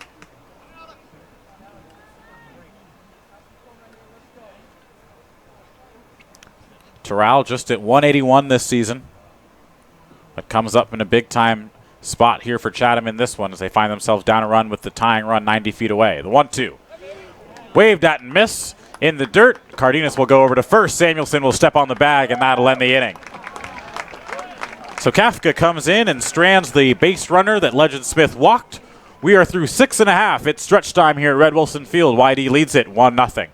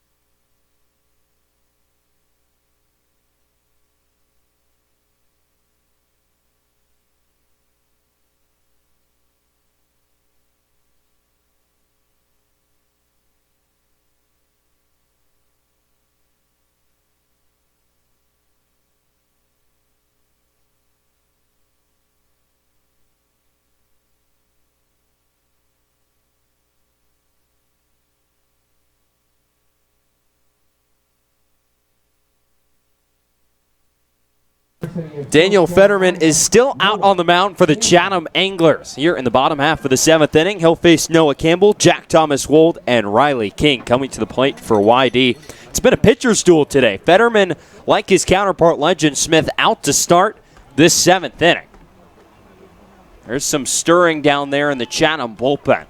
We'll see when they get their call. First pitch to Noah Campbell, breaking ball swung over and missed. And the count's 0-1 on Campbell. 0 for 1 today. Had a sac fly RBI driven in the only run of this game back in the first inning. Left-hander awaits the 0-1. Fastball tails away. Brady Smith behind the plate. Backhanded it a little bit. Away. Managed to keep it in his glove, though, and the count's 1-1. This game has flown by. An hour and 27 minutes here in the bottom of the 7th inning. As the 1-1 grounded on a hop to Ben Ramirez at short. He picks it out of the dirt and will throw over to first base in time to retire Noah Campbell. So on 2 pitches, Campbell retired, or 3 pitches, pardon, Campbell retired to start this bottom of the 7th inning. And now Jack Thomas Wold, 0 for 2 day for him, will step to the plate. It's really a credit to these pitchers. They've been in and around the strike zone. Haven't given up much hard contact. I mean, Red Sox had a few hard hit balls back in the first inning, but since then it's been none of the sort. First pitch to Wold, fastball sails high. It counts 1-0. Yeah, and that just goes to show how, like you said, how well these pitchers have been pitching. Because one, this is a very high-powered YD offense, and two, 1-0 to Wold. Chatham is no slouch at the plate as well. And so when you look at something like this, I mean, I'm looking at this YD order, and after Noah Campbell's sac fly, they've had 1 hit. 1 base runner. And much of the same. As the 1-1 is chopped foul at home plate. Much of the same for Chatham as they were shut down in order through the first 3, had their first base runner with 2 outs in the 4th, and have since only had 2 base runners since then. And so it is an absolute pitcher's duel. Both pitchers are working methodically. They're working quickly. They're attacking hitters. And like you said, TJ, nothing has really been driven in this game. UNLV Rebel, Wold in from the left side. Awaits the 1-2. Swing and a miss, strike 3. There's the changeup from Fetterman. He gets Wold to swing right over the top of it for a quick second out here in the bottom of the 7th inning. His 5th strikeout of the game for Daniel Fetterman, all swinging. And that'll bring up Riley King, the hero from yesterday. Was the real difference maker for the Red Sox in their 5-3 win. Smacked a pair of homers and drove in 4. First pitch to King. Catches the outside corner. It's 0-1. The only other run scored yesterday was an Austin Wells solo home run in the first inning. 0-1 on its way to King. Swing and a miss, and the Georgia Products behind 0-2.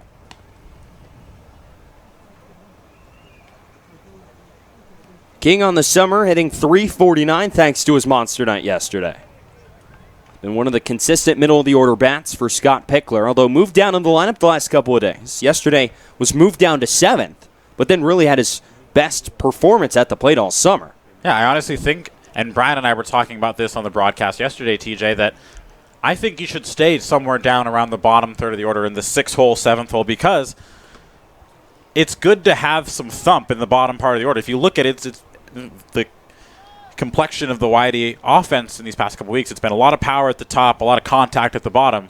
1-2 fouled straight back. It's good to sort of break that up a little bit, have a guy who has some extra base hit ability, like a guy like Riley King, somewhere to break up the guys like Beasley, Palmer, whoever it is at the bottom of the order that day. And that suddenly makes this lineup that's already incredibly potent that much more dangerous. Fetterman looking to go 7 complete here at Red Wilson. 1-2 on the way. Fastball sails way upstairs. King turns out of the way a little bit of that one. Lets out a deep exhale as he twirled away from that one, but quickly stands back into the box. Fetterman, the Miami product, will wind and fire the 2-2. Breaking ball stays high. And King has worked to count full 3-2. Tate Samuelson stands on deck. Red Sox a run on 3 hits. The Anglers no runs on 2 hits here in the bottom of the 7th inning. The wind from Fetterman, the 3-2. Strike 3 called on the inside corner. Vincent Alexander Medina rings up Riley King with a perfectly placed fastball, it looked like, on the inside corner. Retires King, and the 6th strikeout of the game puts Fetterman through 7 complete at Red Wilson Field. Went to the top of the 8th, 1-0. YD leads Chatham here on the Cape Cod Baseball League Network.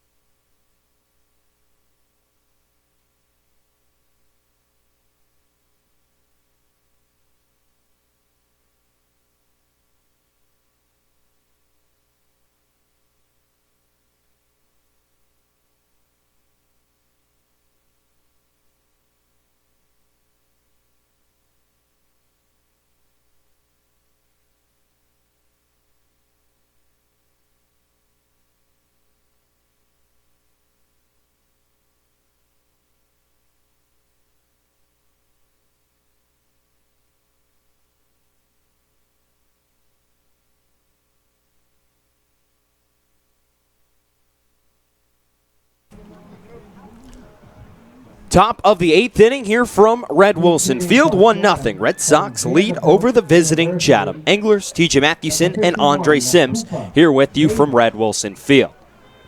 So it'll be Jorge Arenas, Ben Ramirez, as it looks like we're actually going to get a pinch hitter for Arenas. Get that to you in a sec. It's going to be Cooper Davis to hit for Jorge Arenas here in the top of the 8th inning. First pitch to Davis, left-handed hitter. Called a strike on the outside corner, and it's 0-1. Davis out of Vanderbilt, a freshman, 0-1. Breaking ball misses low, and the count evens at 1-1. Kafka came in, still out on the mound for Whitey, by the way. Came in relief with a 3-2 count to at the time, Paxton Wallace. And then came in and struck out as the 1-1 is chopped towards first base. Tape Samuelson will go over, scoop it out of the dirt, and touch on the pillow for out number 1. So 3 unassisted sets down Cooper Davis, and that will bring up Ben Ramirez, the shortstop out of USC. But Kafka comes in the top of the 7th inning. So 3-2 count on Paxton Wallace. Then Tom Holliday, Anglers manager, pinch hits Anthony Villar for Paxton Wallace. Kafka, that breaking ball, called a strike on the inside corner. And the count's 0-1 on Ramirez. Pac-12 foes facing off here. But now he breaks out that breaking ball to Villar, who swifts over the top of it and struck out. 0-1, fastball misses away, and the count evens at 1 ball and 1 strike. And then Alex Terrell, pinch hit for Brady Smith, and then would strike out. Count even at 1-1 on Ben Ramirez. 1-1. Fastball misses away, and the count will go to 2-1 on Ben Ramirez. Hit one of his 2 home runs this season here at Red Wilson Field, and has hit both of his home runs against the Red Sox. For a guy who hadn't had a home run all spring at USC, Kafka winds, fires home the 2-1, swinging a chop foul at home plate, and the count goes to 2 balls and 2 strikes. But outside of the blowout loss that Whitey suffered to Chatham about 2 weeks ago, 15-1 at Veterans Field, these games between these 2 squads have been relatively low scoring. Red Sox in particular have still yet to score more than 3 runs against the Anglers all season. 2-2 from Kafka, swinging a line drive past the diving Riley King at third and into left field for a base hit. The infield was shifted more up the middle for Ramirez. King playing almost over near the shortstop position, dove to try and make a play on that one, but couldn't come up with it. And it'll be a 1-out base hit for Ben Ramirez. So Ramirez over on at first base. And Kendrick Galilao will step to the plate. Galilao today 0 for 2. Ground out to third and a fly out to center for him. First pitch from Kafka, breaking ball, misses just outside. The count's 1-0 on Galilao out of Florida. One of the top bats in the Florida Gators offense this year. Really a down season for the Gators. One of the top teams in the country like the previous 4 seasons. Won a College World Series in 2017. 1-0. Swing and a pop-up. Foul territory behind home plate. Cardenas giving a look, and he'll watch it sail out of play. That'll even up the count at 1 ball and 1 strike. Free bread provided by Condavignon. Please help yourself. Galileo, 6 foot, 205 pounds. A native of Kissimmee, Florida. In his true freshman season at Florida, led the team in batting average. Kafka, the 6'4" right-hander, sets on the mound out of the stretch. Fires home the 1-1. Breaking ball misses away. Backhanded by Cardenas to keep it in front of him, and the count will go to 2-1.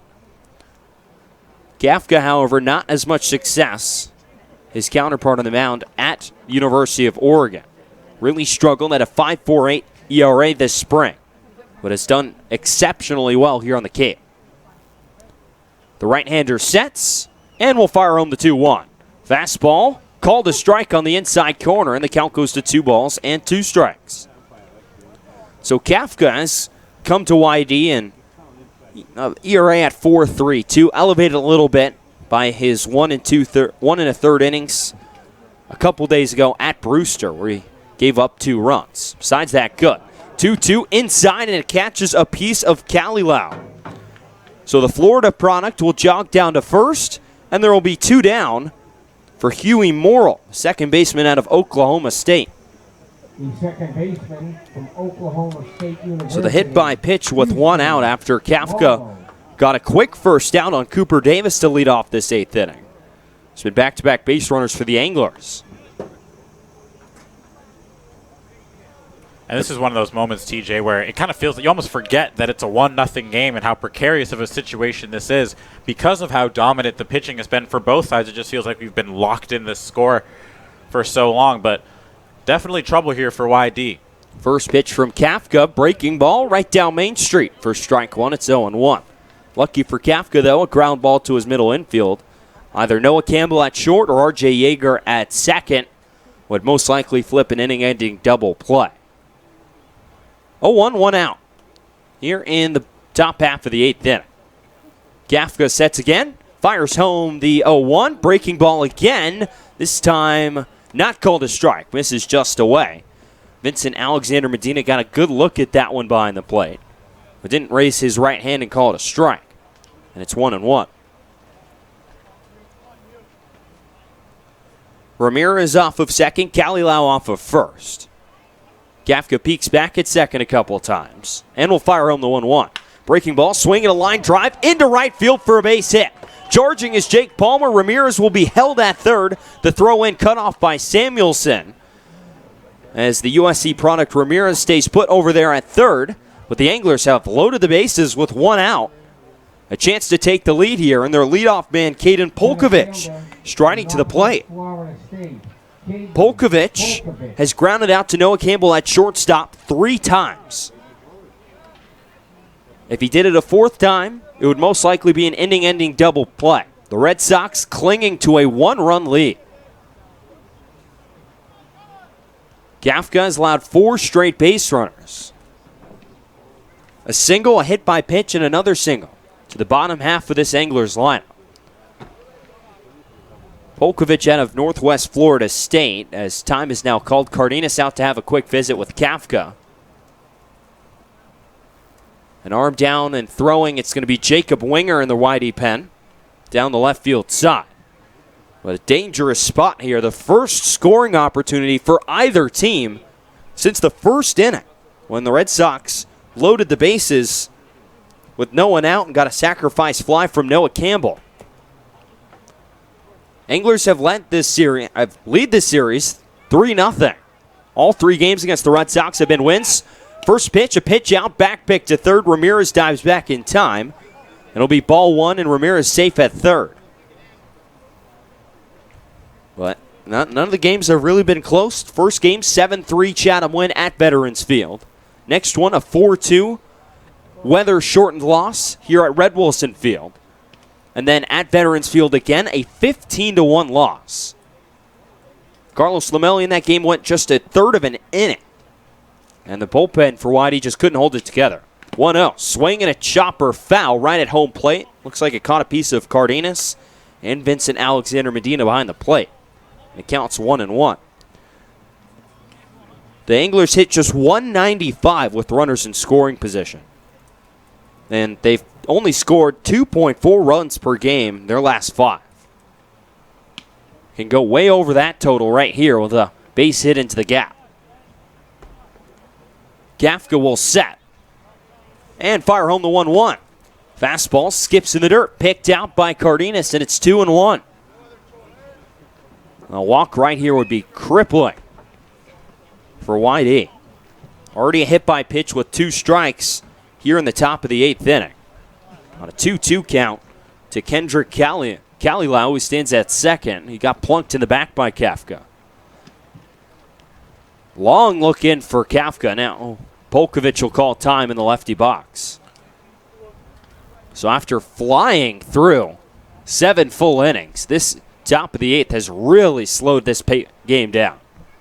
2-1 from Kafka. Swing and a liner. Foul into the stands left field side. And the count will even at 2 balls and 2 strikes. Gafka, the Walnut Creek, California native, pitching in his 5th game for the Red Sox, all out of the bullpen. Loaded the bases with 1 out here in the 8th inning. Looking to get out of it with a double play ball. He'd love a strikeout, too. Here's the 2-2 pitch. Breaking ball, swing and a fly ball. Shallow right field. It'll dunk in front of Jake Palmer for a base hit. 1 run, Ramirez, who had to tag up, make sure it fell, will come home to score. Every other runner scoots up 1 base, and this game is tied at 1 here in the top of the 8th inning. RBI base hit for Caden Polkovich. His 19th RBI on the season has tied this ball game up at 1-1 here in the 8th inning. And that's the Achilles heel of this team and of this bullpen especially, is the free passes. You have a guy with 2 strikes and you hit him. That's a costly free pass. You would have been 2 outs in the inning. Instead, the bases are still loaded, already 1 run across. So here's it's not going to be Tyler Doan's pinch hitter here. First pitch, there's a back pick to third. Pitch is called a strike. So it'll be Colin Hall will hit in the spot of Tyler Doans.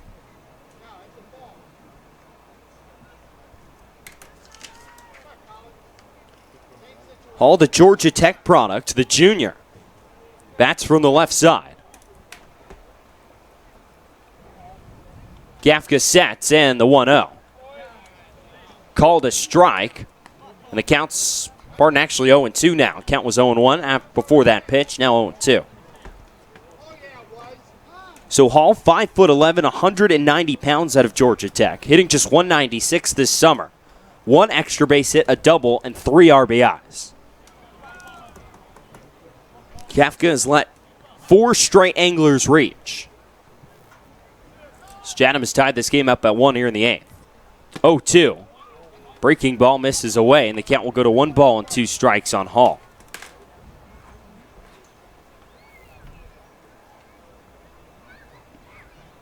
Hall out of Alpharetta, Georgia. Hit .307 in 62 games, started with the Yellow Jackets this spring. Here's the 1-2. Breaking ball. Misses down low in the dirt. Hall able to hold his swing back. And the count will now even at 2 balls and 2 strikes. Anglers standing at every base. Kendrick Cali-Lau at third. Huey Morrill at second. And Caden Polkovich at first. Colin Hall at the plate. Here's a 2-2. Swing and a foul. Third base side. It drips out of play. And the count will stay at 2 balls and 2 strikes. By the time this half inning is gone, you could have fit a whole inning of any of the innings we've had here 1 through 7 today. But the Anglers finally have put up a threat here in the 8th inning and have tied this game. They're threatening for more. Gafka sets, and the 2-2. Breaking ball, check swing. They appeal out to second, where the third base umpire, Tom Ryberg, says he doesn't go around. And the count will go full now, 3 balls and 2 strikes. Jacob Winger looks like he's ready down in the Red Sox bullpen. Should Gafka not be able to get out of this jam in the 8th inning. The Oregon righty sets. And the 3-2. Breaking ball fouled straight back. Hall stays alive, and the count will stay full at 3-2.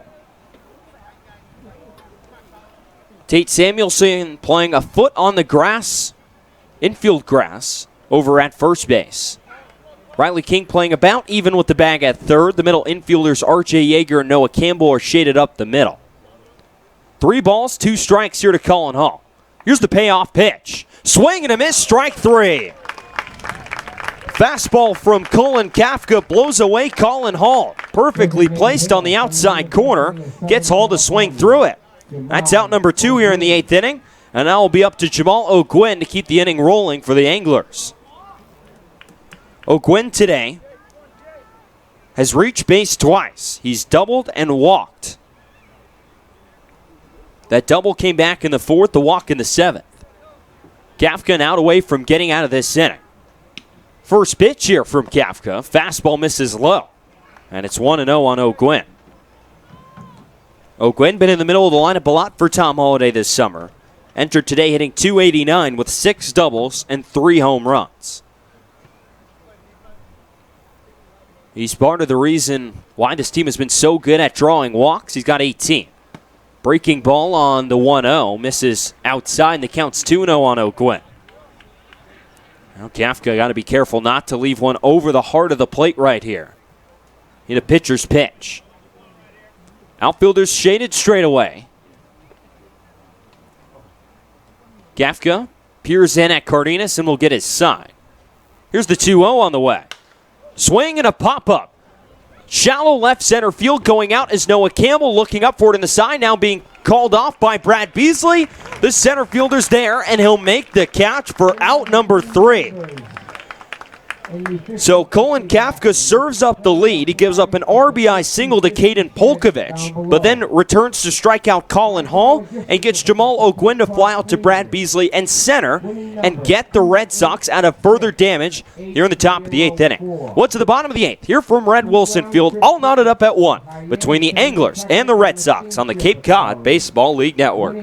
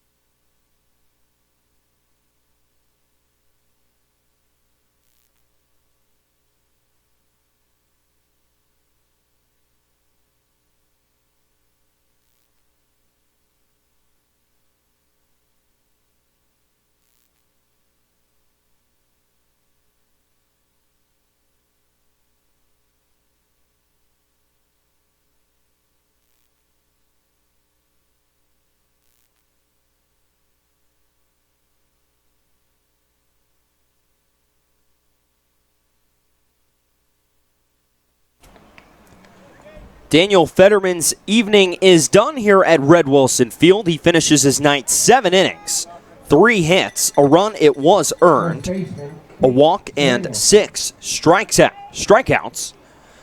New pitcher in, Dawson Merriman out of Midland College. First pitch from the freshman. Buzzes the inside corner to Tate Samuelson, called a strike, and it's 0-1. Merriman in his freshman season at Midland College, as Samuelson chops the 0-1 foul up the third base side, and it's quickly 0-2.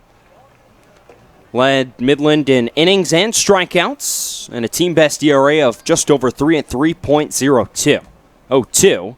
Swing and a line drive out to center field. Polkovich over in the left center field gap. He's there. He'll make the catch and retire Samuelson for out number 1.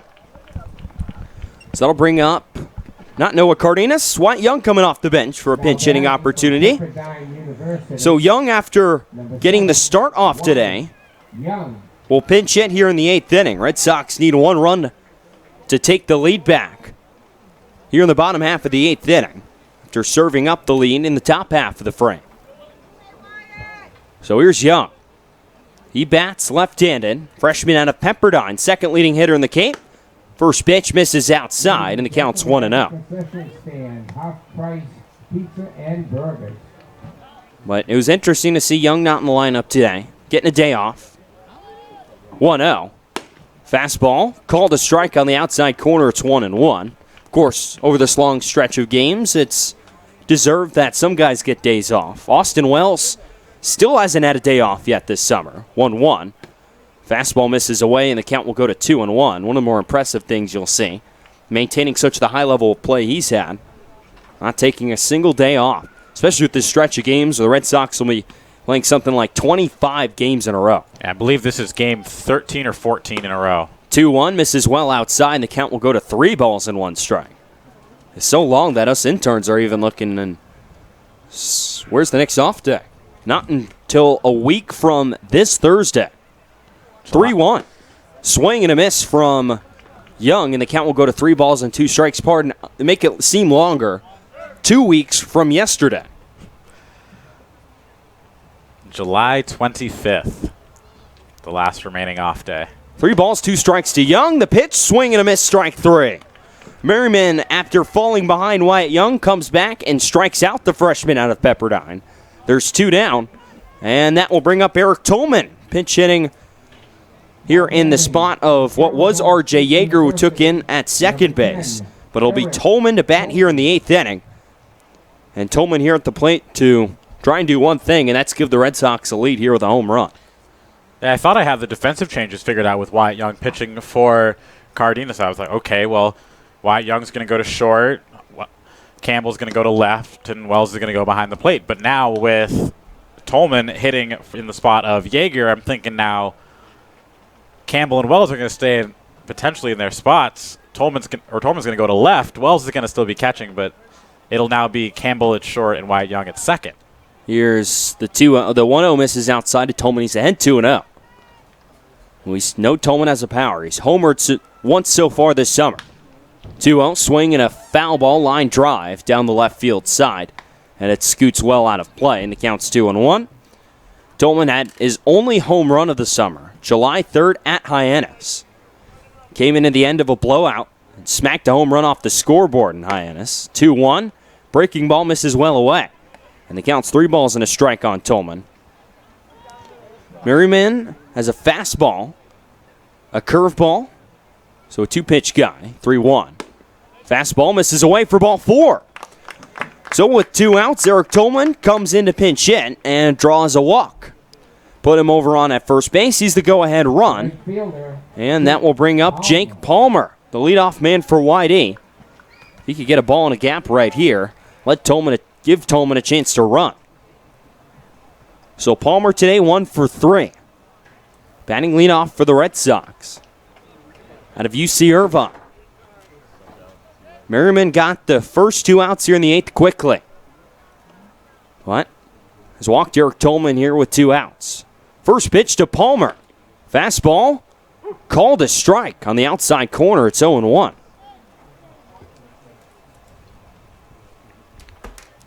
Anglers defense playing Palmer for the most part straight up. Ben Ramirez shaded slightly up the middle at his shortstop position. 0-1, called a strike on the outside corner. It's quickly 0-2 on Palmer.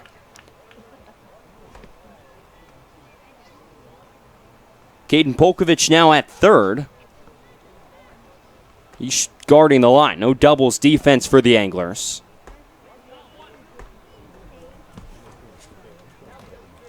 Here's the 0-2. Misses well outside, and the count will go to 1-2 here on Jake Palmer. Let's assume that's Colin Hall out in center field. Actually, no, Colin Hall's out in left field. Palmer awaits the 1-2. Swing and a ground ball towards Polkovich at third. He had him played perfectly. Fields it right off the foul line. Will throw over to first, and it's in time to get Palmer for out number 3. So the Red Sox get a 2-out base runner, but leave him stranded over at first base.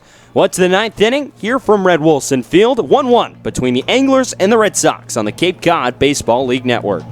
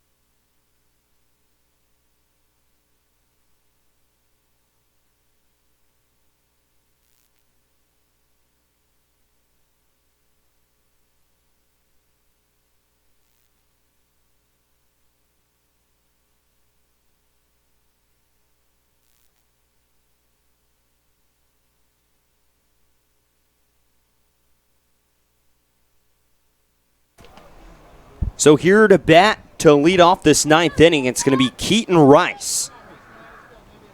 To bat in the spot of what was originally Paxton Wallace, but he'll bat here in the ninth inning. So Keaton Rice awaits the first pitch from Jacob Winger out of High Point. First pitch catches the strike zone in the outside corner. It's 0-1.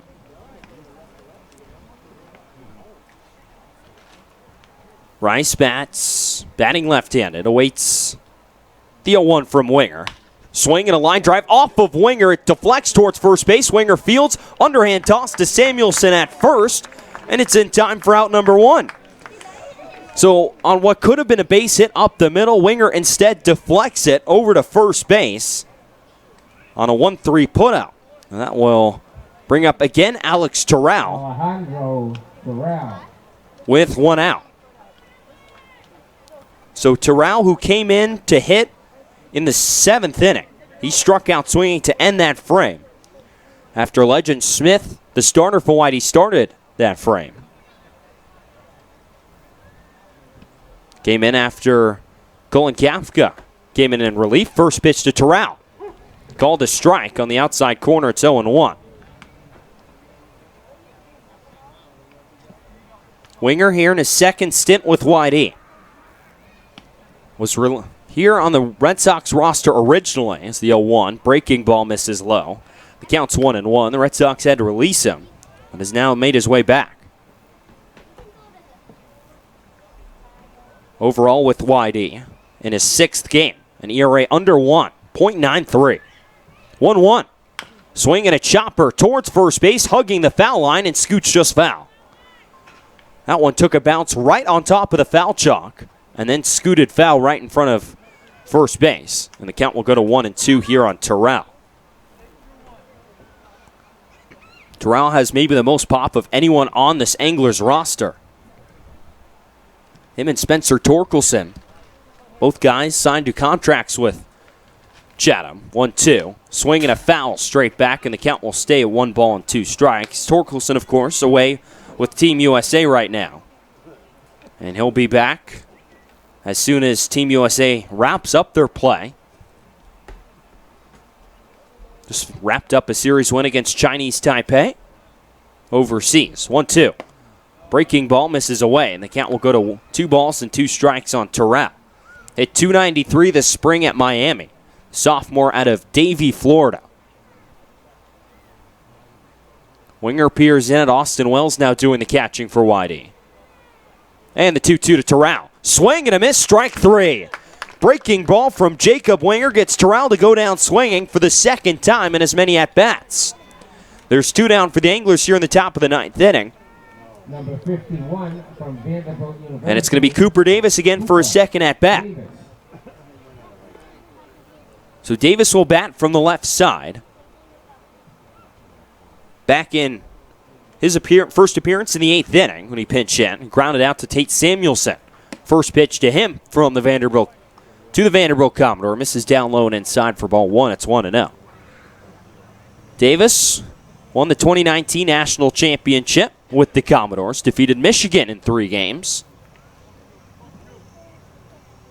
1-0 from Winger. Breaking ball. Called a strike on the outside corner. It's 1-1. Winger entering today pitched just 9 2/3. Working here in the 9th inning. Struck out 12, walked 3, and allowed just 6 hits. Austin Wells trying to shake something off. This looks like we're all good to go. Davis stands 5'10", 185 pounds. Native of Mississauga, Ontario. It's the 1-1. Misses down low, and the count will go to 2-1 on Davis. It's the first Canadian-born player to attend Vanderbilt. Played in 30 games at Vandy. The sophomore, 2-1. Breaking ball from Winger misses inside. It's 3 balls and a strike on Davis.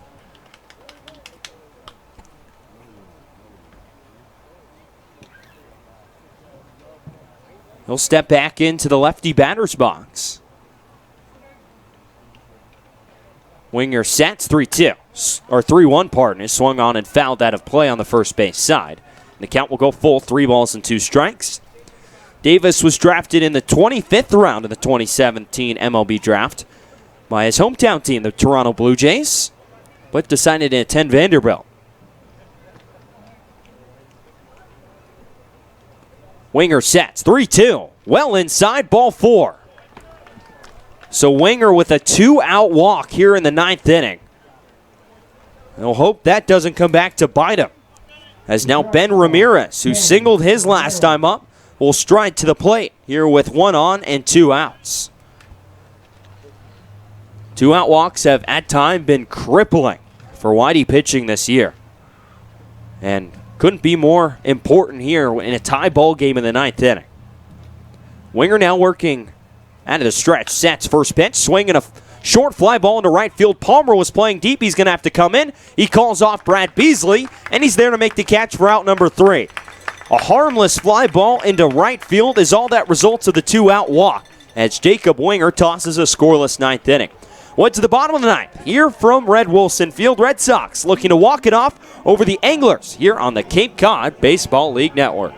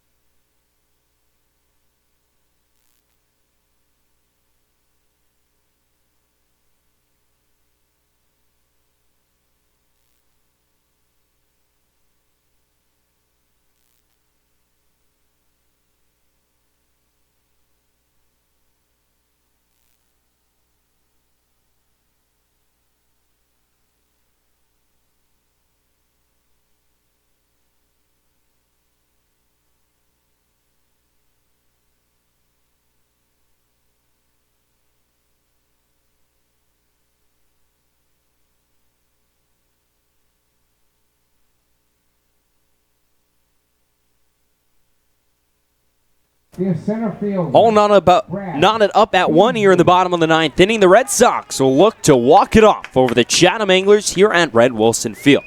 TJ Mathewson and Andre Sims here with you. Couldn't have asked for a better part of the lineup to come to the plate. 2, 3, and 4. Brad Beasley, Austin Wells, and Noah Campbell set to come to the plate. First pitch to Brad Beasley, the Cal Poly product. Fouls a pitch from Dawson Merriman out for his 2nd inning over the right side. And the count's 0-1 on Beasley. It's 2 for 3 today, a pair of singles for him. 0-1. Swing and a line drive into center field. That'll drop for a base hit. Good start to the 9th inning. Brad Beasley checks in with his 3rd base hit of the ball game. So he stands on first base, 2 pitches into the frame. And that'll bring up the left fielder and the league leader in home runs, Austin Wells, with another one right here, wins it for YD. Yeah, I talked about earlier in this game, Riley King, I think, needing to stick in that 6-7 spot in the order. I also think Brad Beasley should stick in that 2 hole. I think he's the absolute type of batter that Scott Pickler wants to get on base for guys like Austin Wells. Here's Austin Wells. Batting from the left side, first pitch. Fastball, called a strike, and it's 0-1. Wells today, a walk in the 1st inning. Grounded into a double play in the 3rd and struck out swinging in the 6th. Merriman sets 0-1. Breaking ball, bends in and misses. And the count's 1 ball and 1 strike.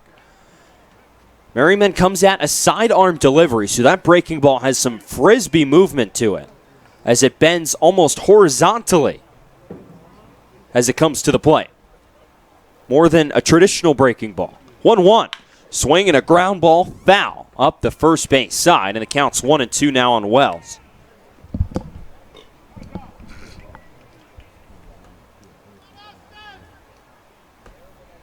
Noah Campbell stands on deck.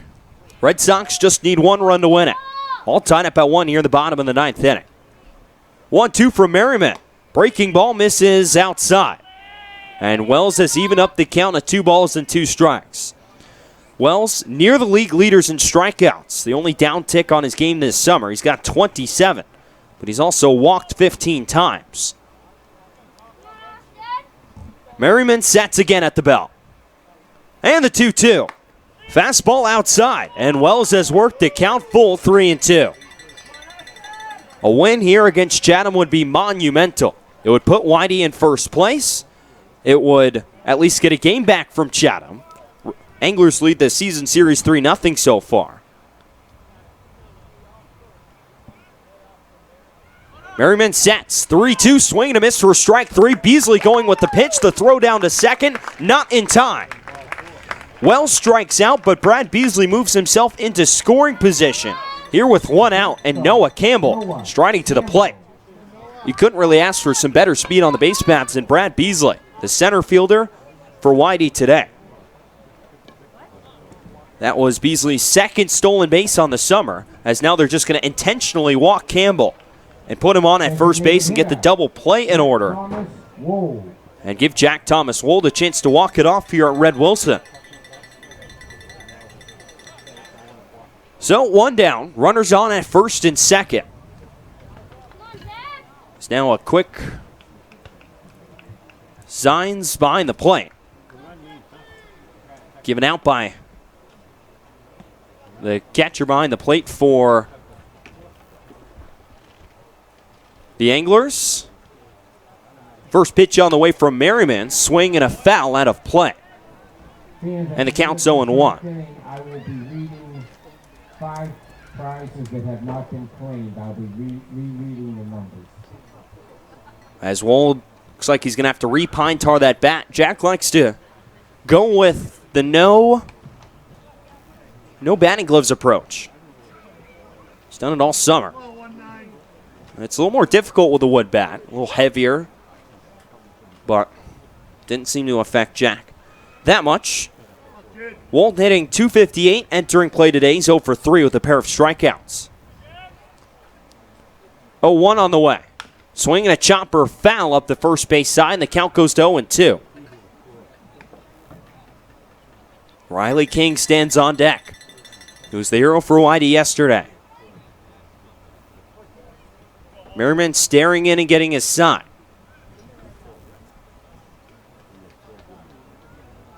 He sets in the 0-2, swinging a ground ball up the middle, bobbled by the second baseman, Morrill, and he'll just have to step on the second base bag. That'll be it. That's all they'll get. So now the runner at second, Brad Beasley, advanced 90 more feet, and the Red Sox 90 feet away from a walk-off win, and Riley King will step to the plate. A chance to walk this one off here in the 9th inning. So just a fielder's choice, 4-6.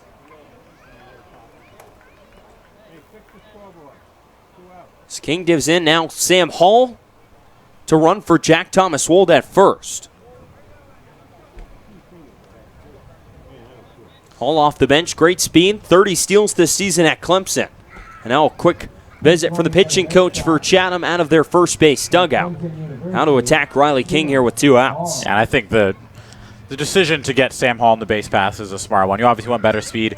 Not sure if they're going to put him in motion. That seems a bit risky here with 2 down and the game-winning run on third base, but what it does give you an advantage in is if it's a high chopper somewhere, a slowly hit ground ball, much harder to get Sam Hall at second base rather than Jack Thomas Wold. So can understand the decision putting a much faster runner on the back end, even if his run doesn't count. So the pitching coach and Keaton Rice have had enough to say, as Keaton Rice will jog back behind home plate. And Riley King will dig in. 2 home runs yesterday. Chance to walk it off for Whitey here today. First pitch, ground ball down the third baseline, but foul. And the count's 0-1 on Riley King.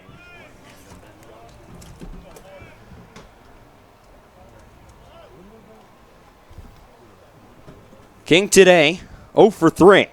Pair of groundouts and a strikeout. Runner going, Hall with the pitch. Pitch will be called a ball on a breaking ball for Merriman. Hall will take second on a defensive indifference. And the count evens at 1 ball and 1 strike. Run on second doesn't matter quite as much. 1 run is all Whitey needs. 1-1. Swinging a ground ball, again just foul up the third base side. This one a little closer to fair territory, and the count will go to 1-2. So Caden Polkovich, who's at third, is hugging the line.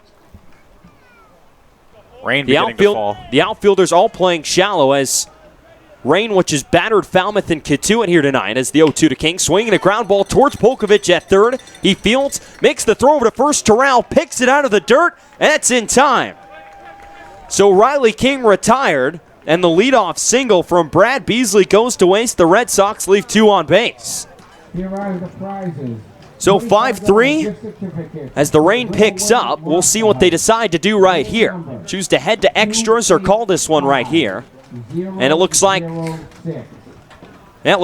do it. Scott Pickler's walking out from the Red Sox third base dugout, and it looks like we're going to have a 1-1 tie here at Red Wilson Field as the rain starts to fall and the skies darken here in South Yarmouth. That was quite a game. 3-2-4. Probably the most entertaining 1-1 tie from a pitching perspective that you'll ever see. So, with the tie, the Red Sox will go to 15-10-2 on the season. The Anglers will go to 15-11-2 on the season. The two will remain tied atop the Eastern Division with 32 points apiece. There's a big storm system moving through Cape Cod right now.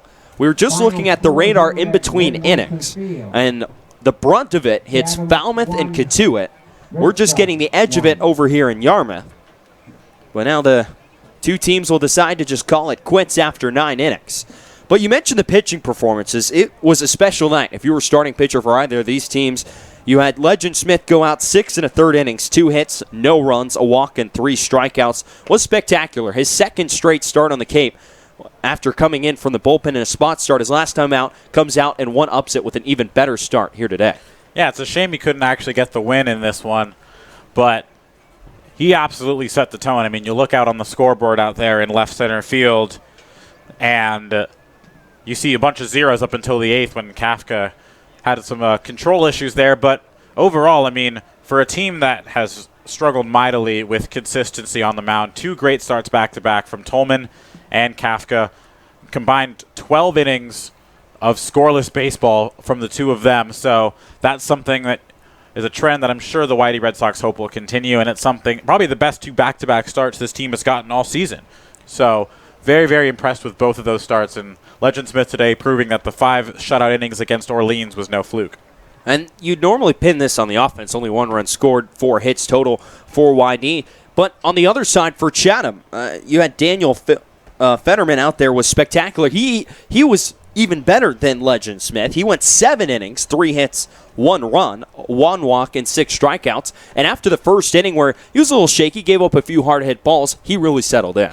Yeah, I mean, you really can't fault the offenses on either side when the pitching was as good as it was today. I mean, they always say good pitching will beat good offense every day of the week, and so this was just a prime example of that, and you got to tip your hats to both pitchers. So this game will be final at 1-1 here at Red Wilson Field. It took about 2 hours and 15 minutes here from Red Wilson Field. A real quick ball game here in South Yarmouth. Red Sox will be in Orleans, 7 o'clock first pitch against the Firebirds tomorrow at Eldridge Park. For Andre Sims, I'm TJ Mathewson saying so long and good night from Red Wilson.